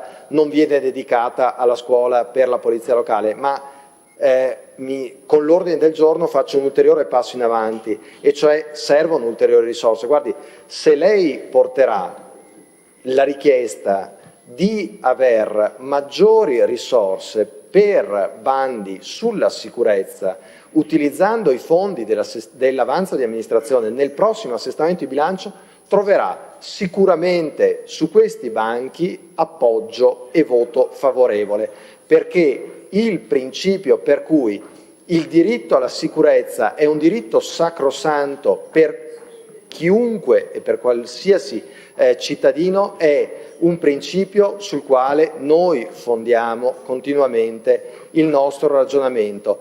E sicurezza vuol dire prevenzione, vuol dire nuovi agenti, vuol dire tutto ciò che sta attorno al comparto sicurezza. Gliel'ha detto un esperto della materia come Giampaolo Trevisi, glielo ripeto anche io che la delega alla sicurezza per 5 anni l'ho avuta, che ho un fratello nelle forze dell'ordine e che quindi mi permetto di poter saper magari qualcosina in più rispetto ad altri sul tema e sicuramente non sono tra coloro che possono essere tacciati di essere insensibili al tema. Quindi nell'ordine del giorno di cui auspichiamo l'approvazione chiediamo che ci sia una maggior dotazione, se non Assessore, la possibilità di rimodulare in corsa un bando, capisco la difficoltà, la scadenza è il 31 agosto, ma quantomeno di poter avere un nuovo bando o nuove risorse a favore della sicurezza. Punto sul quale poi non le rispondo, ma che so già cosa potrà dire. Quando è stato mandato in prima commissione, il bando ha avuto il parere favorevole di tutta la Commissione, comprese coloro che rappresentano le forze di minoranza. Corretto, potrei dire non c'ero, e non c'ero effettivamente, ma non mi sottraggo a una responsabilità di natura collettiva. Un bando è un bando, i criteri di un bando, diciamo che c'era dentro a quella formulazione originaria, se non mi ricordo male, anche la possibilità di intervenire per il contenimento della fauna selvatica, mi corregga se sbaglio, e poi è stato espunto invece e nel nuovo bando questa cosa non c'è più. Ho detto nella formulazione originaria e poi non è stato più messo, quindi un po' di discussione forse c'è stata, forse sarebbe meglio, e qui guardo anche il dottor Giachetti, ma guardo noi stessi nel dire che incardinare i provvedimenti magari in commissioni dove possa essere messa una lente di ingrandimento maggiore sul contenuto di ciò che transita, che spesso in prima commissione suona più come una presa d'atto che non come una presa di coscienza, forse sarebbe utile a tutto il Consiglio regionale, ma penso che potremmo lavorarci tutti assieme per poter arrivare a una soluzione che consenta al Consiglio di lavorare in modo migliore. Grazie. Grazie. Assessore, vicepresidente? No, vicepresidente. Mi ritiro, no. Allora, intanto ringrazio il consigliere Dalla Pozza, perché comunque è sempre un'opportunità, perché sulla questione di essere esperti di questo in materia di sicurezza non metto in dubbio, ci mancherebbe altro, poi ognuno ha le sue esperienze sul campo, chi magari all'interno vestendo una divisa, chi magari amministrando anche comuni diversi, perché comunque il comune suo è diverso dal mio e viceversa, con problematiche diverse. Ho a che fare costantemente con i comandanti delle polizie locali, in particolar modo quelli di capoluoghi di provincia con i quali mi sento, e devo dire che ognuno ha delle specificità e delle richieste particolari. Torno, visto che è stato oggetto anche di discussione precedente, proprio anche sulla questione di sicurezza, che effettivamente sì, si parla di scuola, si parla di formazione, non sminuirei un po' troppo i corsi che vengono fatti, consigliere Trevisi, su questo, perché effettivamente sono corsi che comunque vengono concordati insieme ai comandanti della polizia locale, che naturalmente sulla base di risorse che noi mettiamo in campo, e ringrazio anche chi precedentemente rispetto a me come assessore alla sicurezza e alla polizia locale, insomma, ha seguito questa cosa, ha cercato sempre di concentrare, di concertare insieme a chi è sul campo in maniera diretta, e qui stiamo parlando di polizie locali. Io dico solo questo, rispetto alla previsione che c'era dei 600.000 siamo andati a 650.000, ora non sto qui a dire che sono stati aumentati, perché comunque sono sempre una goccia in un mare rispetto a quello che possiamo fare, quindi il bando che oggi è uscito con la DGR, che poi è arrivata in commissione, penso che potesse essere, insomma, diciamo, esaustivo. Dopodiché io però ricordo la procedura che c'è stata, perché non è vero che io le risponderò ma è passato di qui e quindi dovete saperlo prima, è passato di qui, e quindi chi insomma ha esperienza da assessore, quindi abbiamo seduti molti che hanno avuto questa esperienza, insomma è tornato dalla commissione, dalla prima in questo caso, modificato, ma sappiamo benissimo che è un parere della commissione, il dottor Giachetti chiaramente potrà annuire se sto dicendo giusto o naturalmente correggermi se sbaglio, e poi poter anche essere comunque riportato in DGR in ugual modo, quindi senza tenere conto del parere. Ho tenuto conto perché, leggendo i verbali della commissione che sono andato a leggermi, naturalmente era, diciamo, all'unanimità, anche con dichiarazioni sia di maggioranza che di opposizione con richieste particolari, quindi penso che sicuramente, oltre magari ad avere un parere, adesso non so se questo è possibile, che va nella commissione, diciamo, più competente, forse magari anche per, diciamo, il tema si è magari preso, tra virgolette, penso, sotto gamba, però è una richiesta comunque del Consiglio e io l'ho rispettato e ho riportato la DGR modificata. Dico una cosa, io sono pronto ad accettare questo ordine del giorno se modificato, perché l'unica cosa che posso garantire, visto che è oggetto di discussione dei tavoli della sicurezza insieme ai comandanti delle polizie locali, non solo delle città capoluogo ma anche di altre realtà che hanno numeri diversi ma che possono anche portare esperienze diverse. Faccio un esempio, la polizia locale di Cortina d'Ampezzo è diversa da quella di Rosolina rispetto a quella della grande città, esigenze diverse, divise diverse in termini di stoffa, perché poi si va sulle banalità a volte, ma sapete che anche il regolamento, quello che è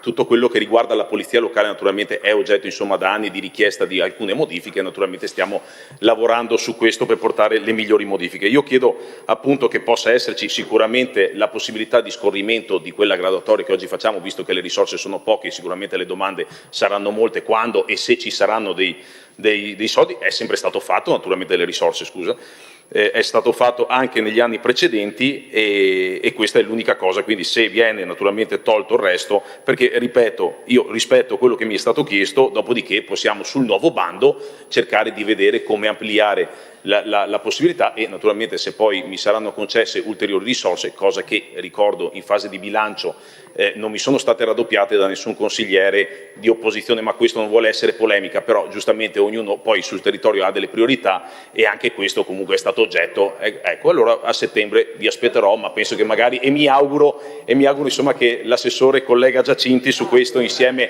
alle richieste sarà molto più veloce di voi nel cercare di portare ulteriori risorse, quindi naturalmente limitate a quello che è. Sapete benissimo, come vi ho detto, che appunto la spesa, l'offerta che è stata fatta rispetto a quella degli anni precedenti è stata aumentata e quindi l'attenzione c'è. Naturalmente su questo c'è la massima disponibilità, quindi se viene modificato e lasciato praticamente lo scorrimento, quando sarà, naturalmente penso che posso io dare parere positivo, dopodiché naturalmente i capigruppo e i consiglieri di maggioranza faranno quello che riterranno opportuno. Sentiamo Grazie. se il consigliere accetta la modifica.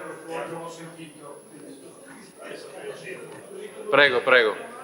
Se non capisco male, quindi è cassare i punti 1, 2, 3, 4 e lasciare il solo punto 5 in vita?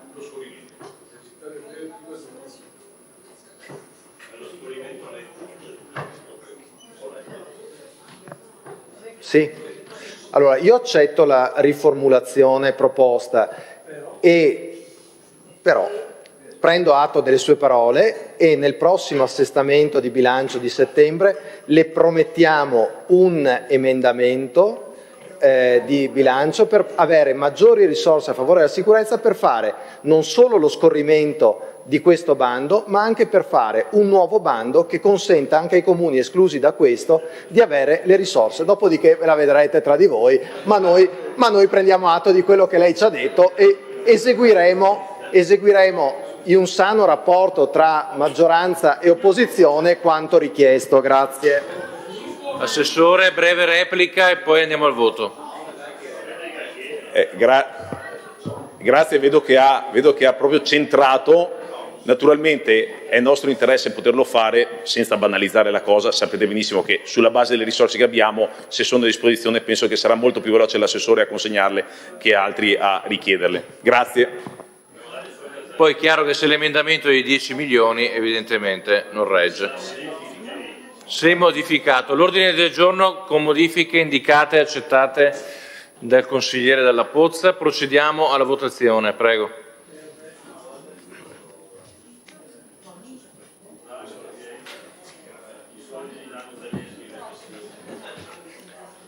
Votate.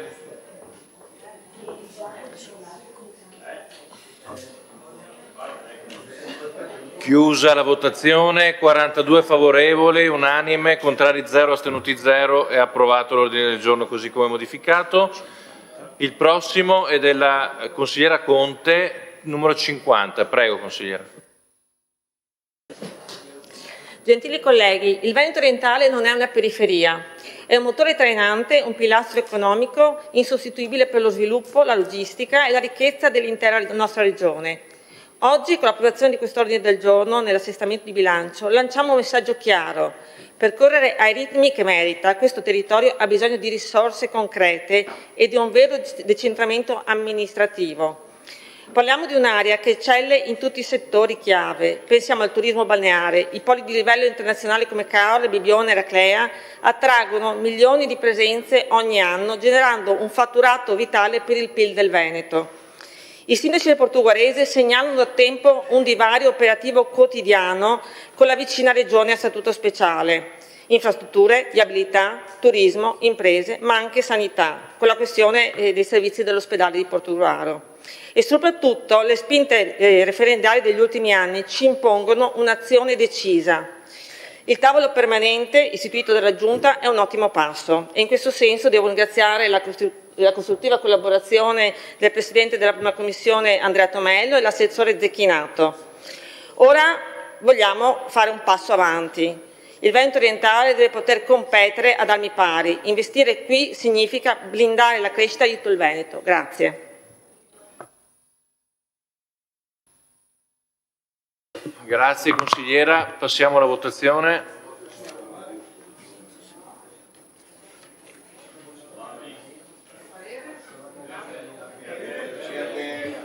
Vai.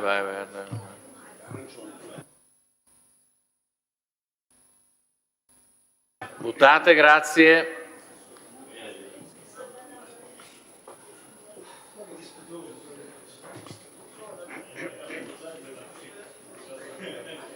Chiusa la votazione. 26 favorevoli, 0 contrari, 1 astenuto, 13 non partecipano al voto, poi ci sono un po' gli assenti. Alla fine era l'esito del voto,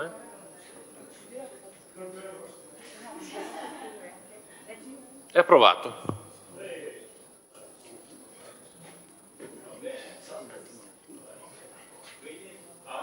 Ok, approvata. Grazie. Lanzarin, l'ultimo, il 51, non viene illustrato, si va. Chiedo che venga messa a verbale la votazione favorevole perché non ho fatto in tempo, non ha preso la votazione dal tablet. Dite il nome quando lo fa, perché sennò. Barbara Claudia. Perfetto, grazie. Quindi i voti diventano 27 a favore. Ultimo ordine del giorno, Lanzarin, non si illustra, solo voto. Qual è?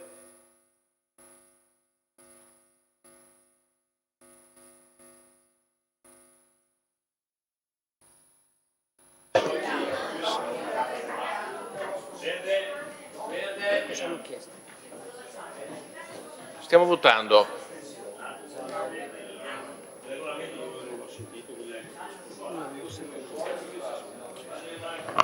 Votate, grazie. Chiusa la votazione, è approvato con 30 favorevoli, 0 contrari, 10 astenuti, 2 non partecipano al voto, va bene. Chiusi gli ordini del giorno. Passiamo alle dichiarazioni di voto.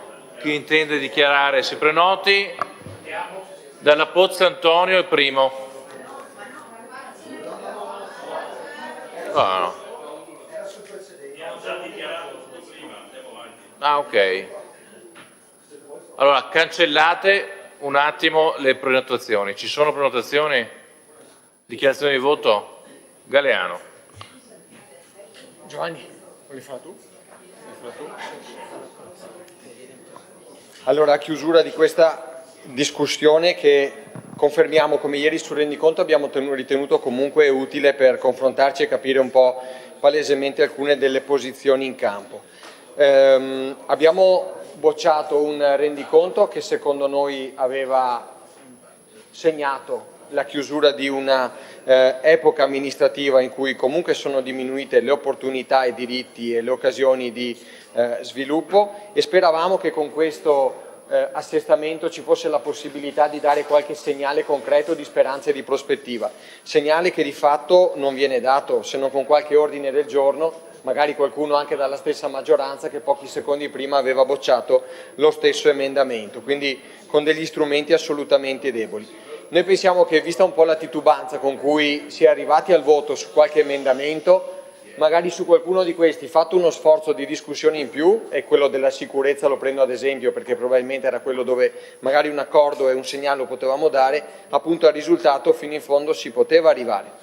E sottolineo quindi che quella che è stata chiamata prudenza dall'assessore Giacinti probabilmente era un temporeggiare che dà invece una situazione di stallo, di mancanza di proposta. Secondo noi su alcune cose il tempo per intervenire era importante e la speranza da riconsegnare, oltre ad alcuni segnali di sostegno, doveva essere ora. I tempi sono importanti. Mi riferisco al fatto che su 100, 130, 160 milioni ce n'erano alcuni che davvero potevano essere accolti per le risposte di sostegno e strategia che avrebbero disegnato. L'idroelettrico, la pesca, gli affitti, la sicurezza, gli ATS per i comuni, le case di riposo, dove avete presentato voi stessi un emendamento, e lo ha sottoscritta per prima Manuela Lanzarin, che per 10 anni è stato assessore su questo, quindi probabilmente qualche leva la poteva anche azionare o chiedere di azionare prima.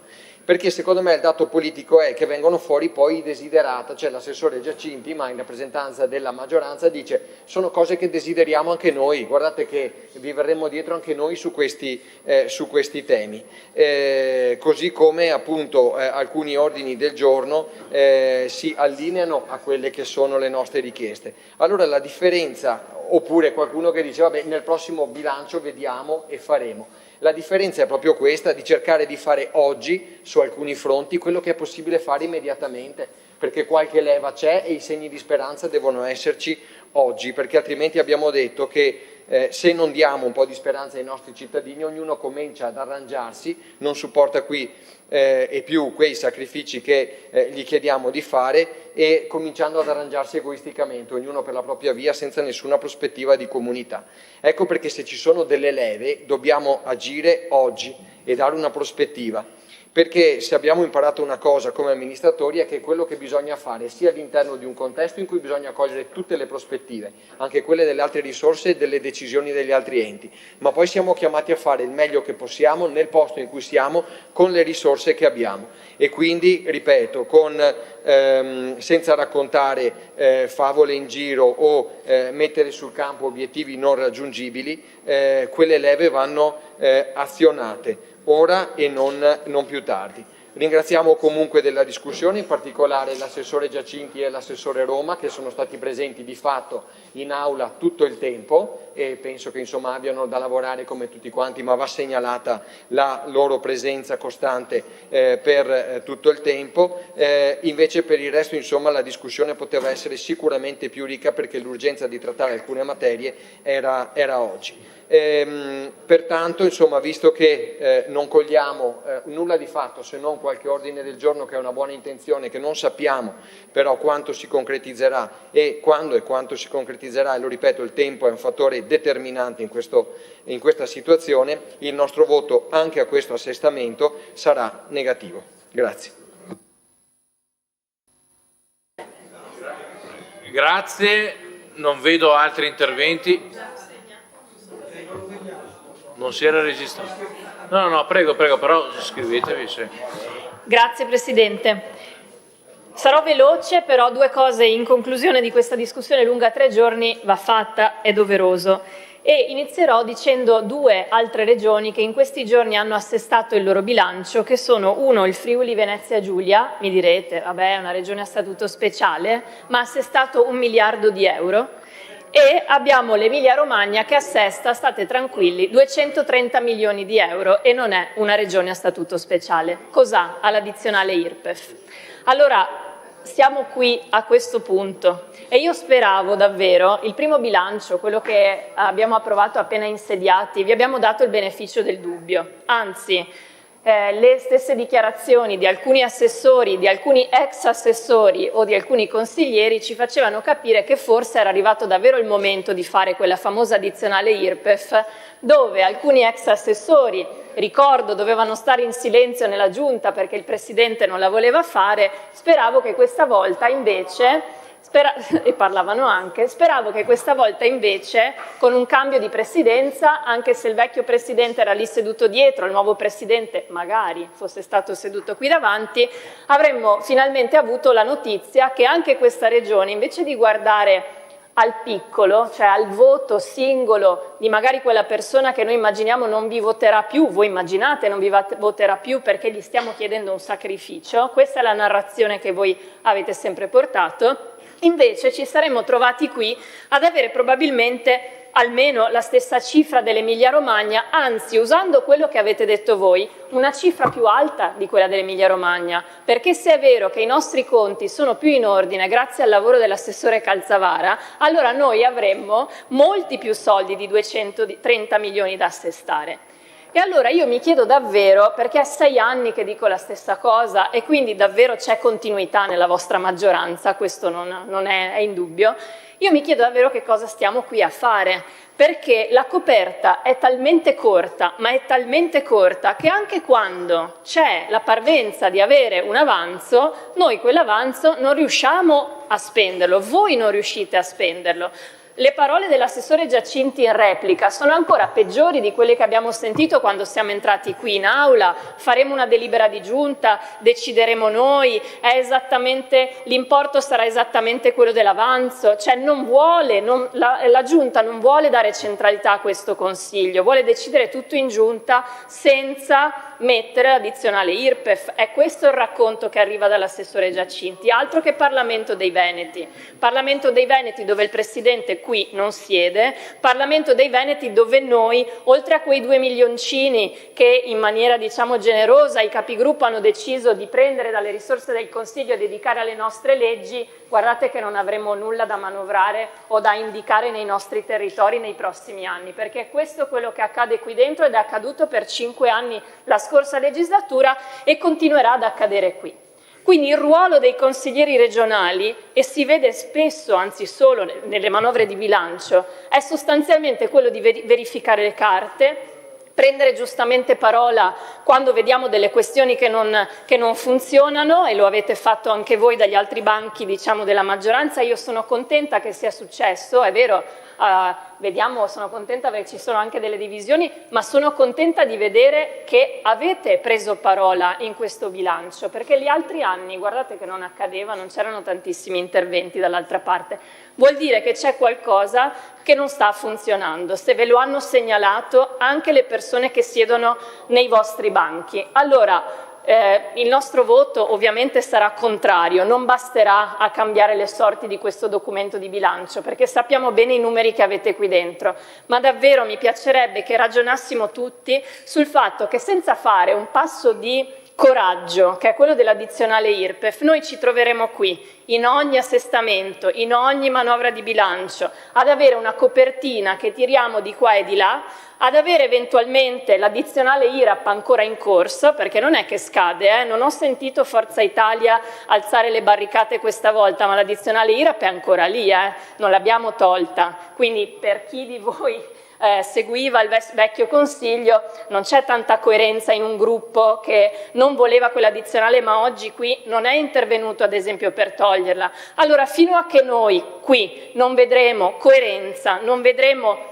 soldi da dedicare ai diritti dei veneti, non vedremo ad esempio soldi investiti su ridurre le liste d'attesa o sul diritto alla casa, noi non smetteremo di intervenire, anche se sarà tardi e anche se saranno 3 giorni che siamo qui a dire le stesse cose, perché l'unica arma che abbiamo è questa, è provare a convincervi che state sbagliando, che siete ostinati a guardare la vostra pancia e il vostro ombelico, invece che dire che un'addizionale IRPEF regionale progressiva per i redditi solo più alti oggi ci avrebbe permesso di avere capitoli di bilancio liberi per spese non solo di investimenti, che avremmo potuto dedicare a grandi partite necessarie di questa regione, dando quindi centralità non solo alla Giunta, ma anche al Consiglio ai consiglieri regionali, che invece nel prossimo anno avranno, se andranno bene, 2 milioni di euro in più da mettere nelle leggi, che sappiamo già saranno delle leggi che sono state coscritte con la Giunta. Questo è il quadro. Io mi chiedo davvero se la centralità del Consiglio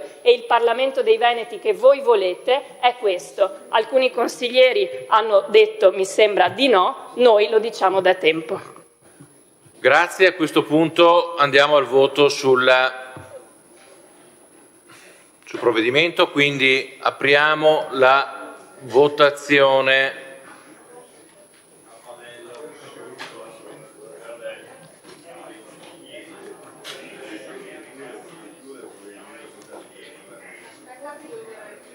Votare.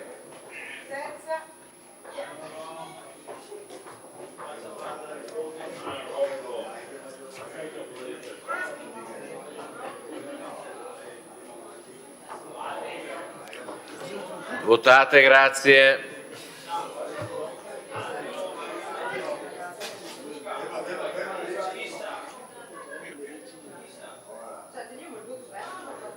Chiusa la votazione. 28 favorevoli, 14 contrari, un astenuto. Il provvedimento è approvato, l'assestamento della Regione Veneto. Intanto grazie. Fermi lì immobili, perché abbiamo il punto 9.1, disegno di legge relativo a modifiche alla legge regionale numero 32 del 96, norme per l'istituzione e il funzionamento dell'Agenzia regionale per la prevenzione e protezione ambientale del Veneto, ARPAV, progetto di legge numero 99. La relazione è della seconda commissione consiliare, il relatore è il consigliere Patron. Mi prego, consigliere. Sì, grazie Presidente, grazie consiglieri. Allora, con la presente proposta modifica normativa si adegua alla legge regionale 18 ottobre 1996, numero 32, norme per l'istituzione della funzione dell'Agenzia regionale per la prevenzione e protezione ambientale del Veneto, ARPA, alle successive disposizioni normative statali e regionali che hanno ampliato le funzioni alle istituzioni ARPA. Con gli articoli 1 e 2 del disegno di legge si approvano pertanto le modifiche necessarie a dare evidenza alla stretta interconnessione e sinergia tra ambiente, salute e attuazione dell'approccio e della sempre maggiore integrazione tra ARPAV e protezione civile. Inoltre si adegua il limite massimo di età anagrafica per la nomina dei direttori generali, del direttore di area, del direttore di dipartimento provinciale e direttore di dipartimento regionale dell'ARPAV. Alla disciplina regionale per il conferimento degli incarichi dirigenziali che richiede il possesso di requisiti per l'accesso al pubblico, impegno e requisiti per il conferimento di incarichi previsti nel decreto legislativo 30 del marzo 2001 numero 165. Norme generali sull'orientamento del lavoro e alle dipendenze delle amministrazioni pubbliche e successive modifiche e integrazioni oltre ai requisiti specifici per il settore di competenza. D'altronde, il limite di 65 anni previsto all'epoca dalla legge numero 32 del 96 non va considerato un vincolo autonomo, ma un rinvio al limite di età per il pensionamento previsto dalla riforma Dini, di cui la legge 8 agosto 1995 numero 335, riforma del sistema pensionistico obbligatorio complementare.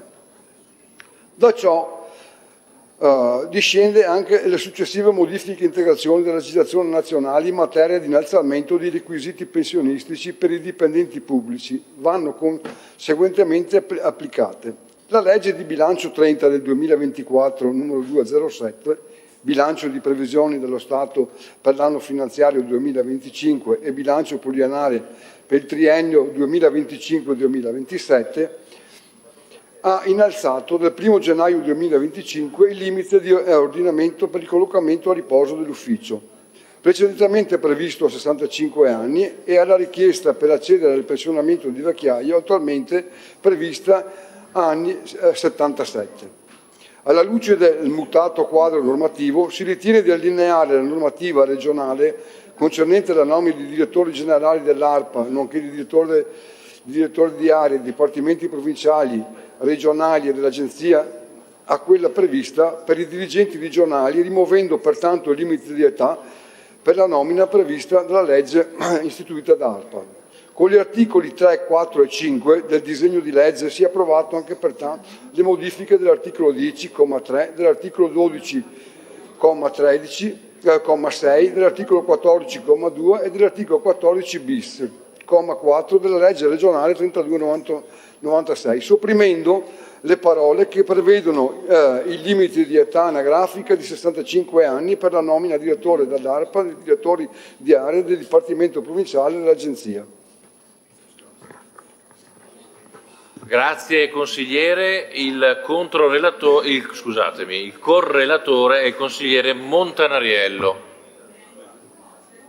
Presidente, non volevo fare il controrelatore ma il correlatore. Se dopo me lo chiede io gerarchicamente obbedisco. Sono talmente abituato ormai che... Presidente, lei è abituato. Andiamo avanti. Prego.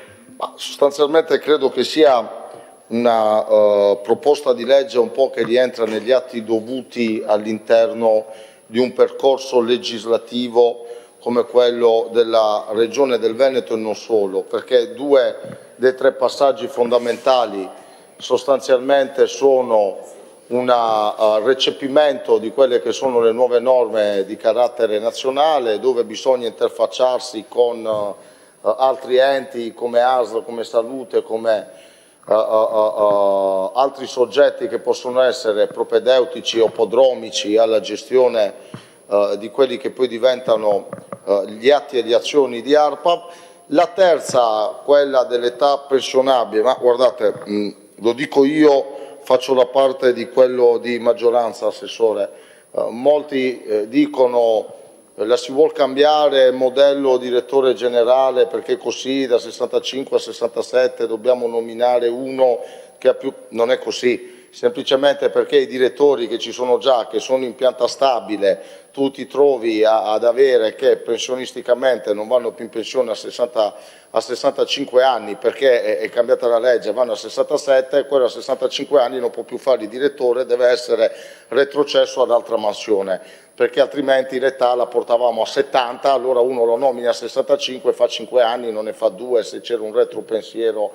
È semplicemente perché viene l'esempio di Marchesi. No, questo in pensione va a 67 anni, a 65 dopo 15 anni che è direttore gli devi dire non fare più direttore, va a fare l'usciere. Cioè, sostanzialmente è quello, quindi credo sia una norma di buon senso. Chiudo dicendo, Assessore, che gliel'ho detto anche in Commissione, a noi non basta. Io credo che la nostra legge ha ormai 30 anni, è una legge che ormai è diventata un puzzle, perché ogni volta che arriva una norma nazionale va ritoccata, ogni volta che c'è un'esigenza regionale va ritoccata. In questi 30 anni è diventata sostanzialmente non più una linea retta, ma una spina dorsale piena di innesti, dove le vertebre sono tutte le mutazioni della legge che ci sono state. Io credo che la vera sfida sia quella di riscrivere questa legge tutta, intanto perché il Veneto, su un tema importante come quello della trattazione di un'agenzia come l'ARPAV, non può avere una legge vecchia di 30 anni.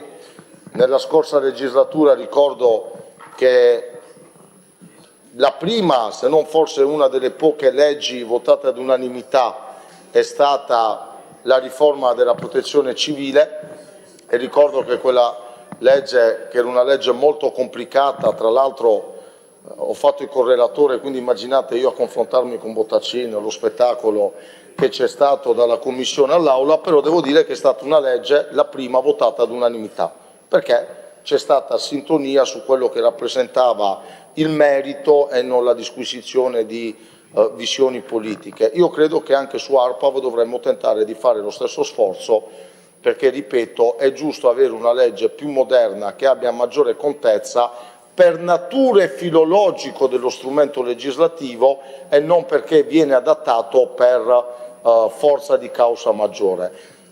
Faccio già la dichiarazione di voto in modo che dopo non intervengo. Noi non voteremo contro, ci asterremo in attesa di una riforma più complessiva e comunque insomma credo che sia una legge che è giusto e doveroso portare sia per rispetto delle norme nazionali, ma anche, lo dico con molta serenità, per rispetto di chi ci lavora e fa il direttore. Insomma, il direttore è un dipendente che ci lavora, non è un politico, e quindi è giusto che per un incidente di disquisizione di norme non si debba trovare gli ultimi 2 anni della sua carriera a dover andare a fare un'altra cosa dove magari ci tocca continuare a pagarlo lo stesso tanto, perché se lo retrocediamo ci fa causa e magari troviamo anche chi gli dà ragione, e magari perdere un'esperienza e averla da un'altra parte dove non può fruttare quello che frutta.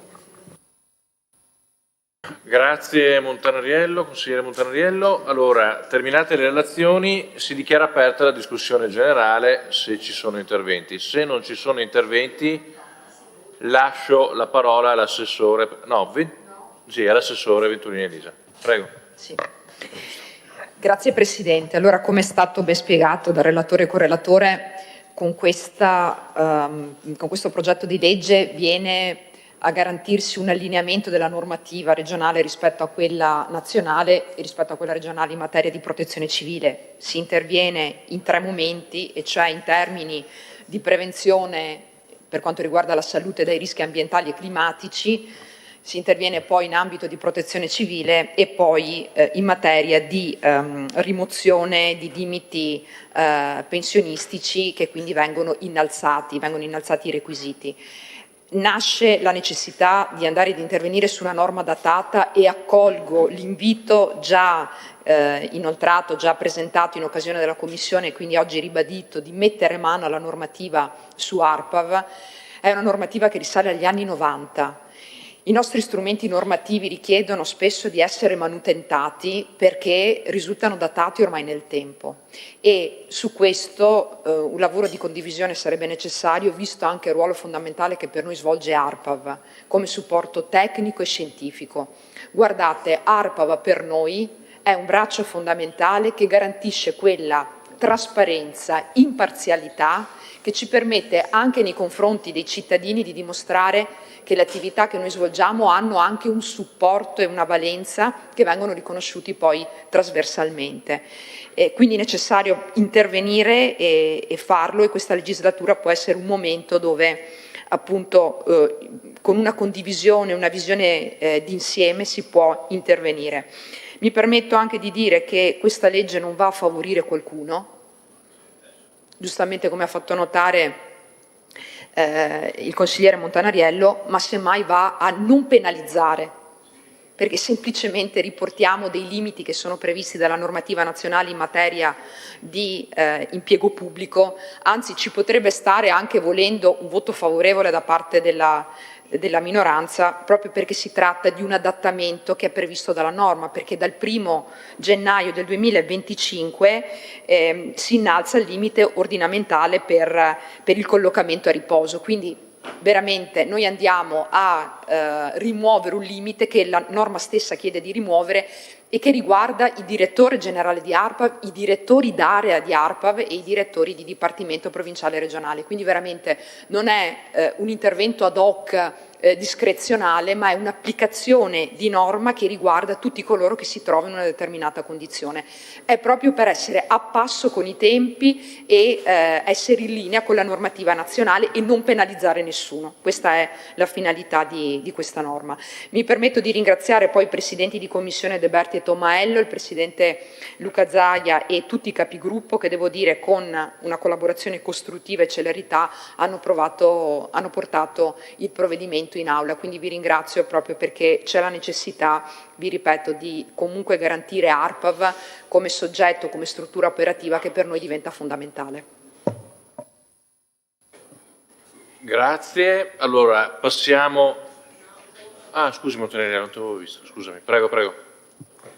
Ma guardi, dopo l'intervento dell'assessore e l'apertura di rimettere nell'interesse della nostra regione mano alla legge,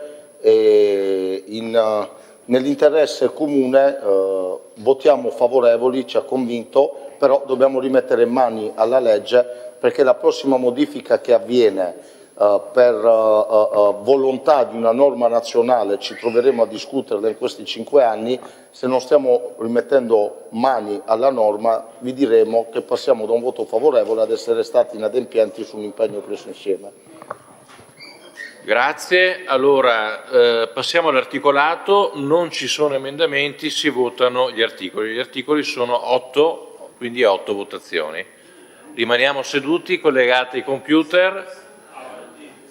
Avanti tutta, partiamo dal primo articolo, apriamo la votazione sul primo articolo, articolo numero 1. Apriamo la votazione. Votate.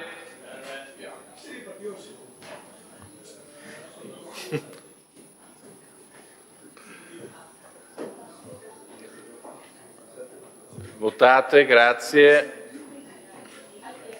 Chiusa la votazione. Primo articolo approvato con 42 voti favorevoli, 0 contrari e 1 astenuto. 42 voti favorevoli. Procediamo con la votazione del secondo articolo. Apriamo la votazione. Votate.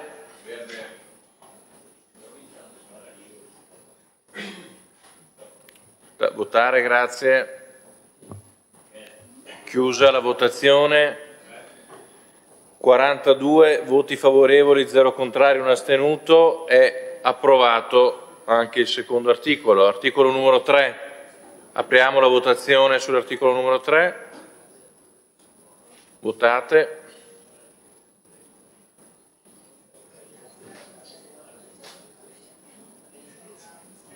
Chiusa la votazione. 42 voti a favore, 0 contrari, 1 astenuto, è approvato l'articolo 3. Articolo 4, apriamo la votazione.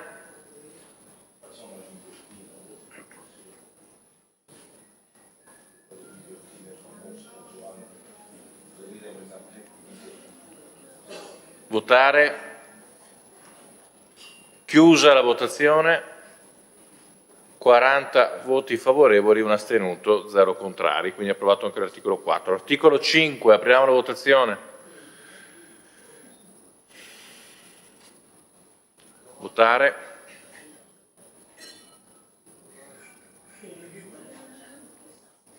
Chiudiamo la votazione. 42 favorevoli, 0 contrari, 1 astenuto. È approvato l'articolo 5. Passiamo all'articolo 6, apriamo la votazione sull'articolo 6, si vota.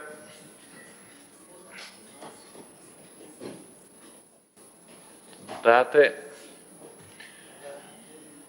Chiusa la votazione, 43 favorevoli, 0 contrari, 1 astenuto, è approvato l'articolo 6. Articolo 7, apriamo la votazione.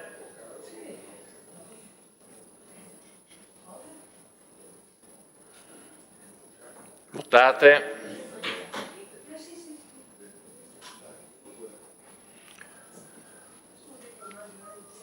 Chiusa la votazione.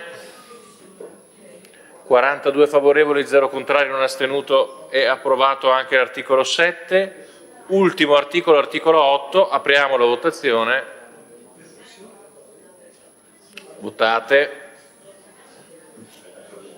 Votiamo, grazie.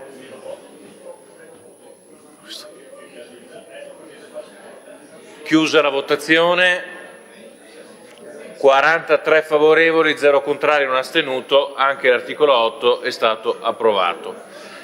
Scusate, signori, dichiarazioni di voto, se non ce ne sono andiamo alla votazione finale della proposta di legge 99. Apriamo la votazione finale. Votate, grazie.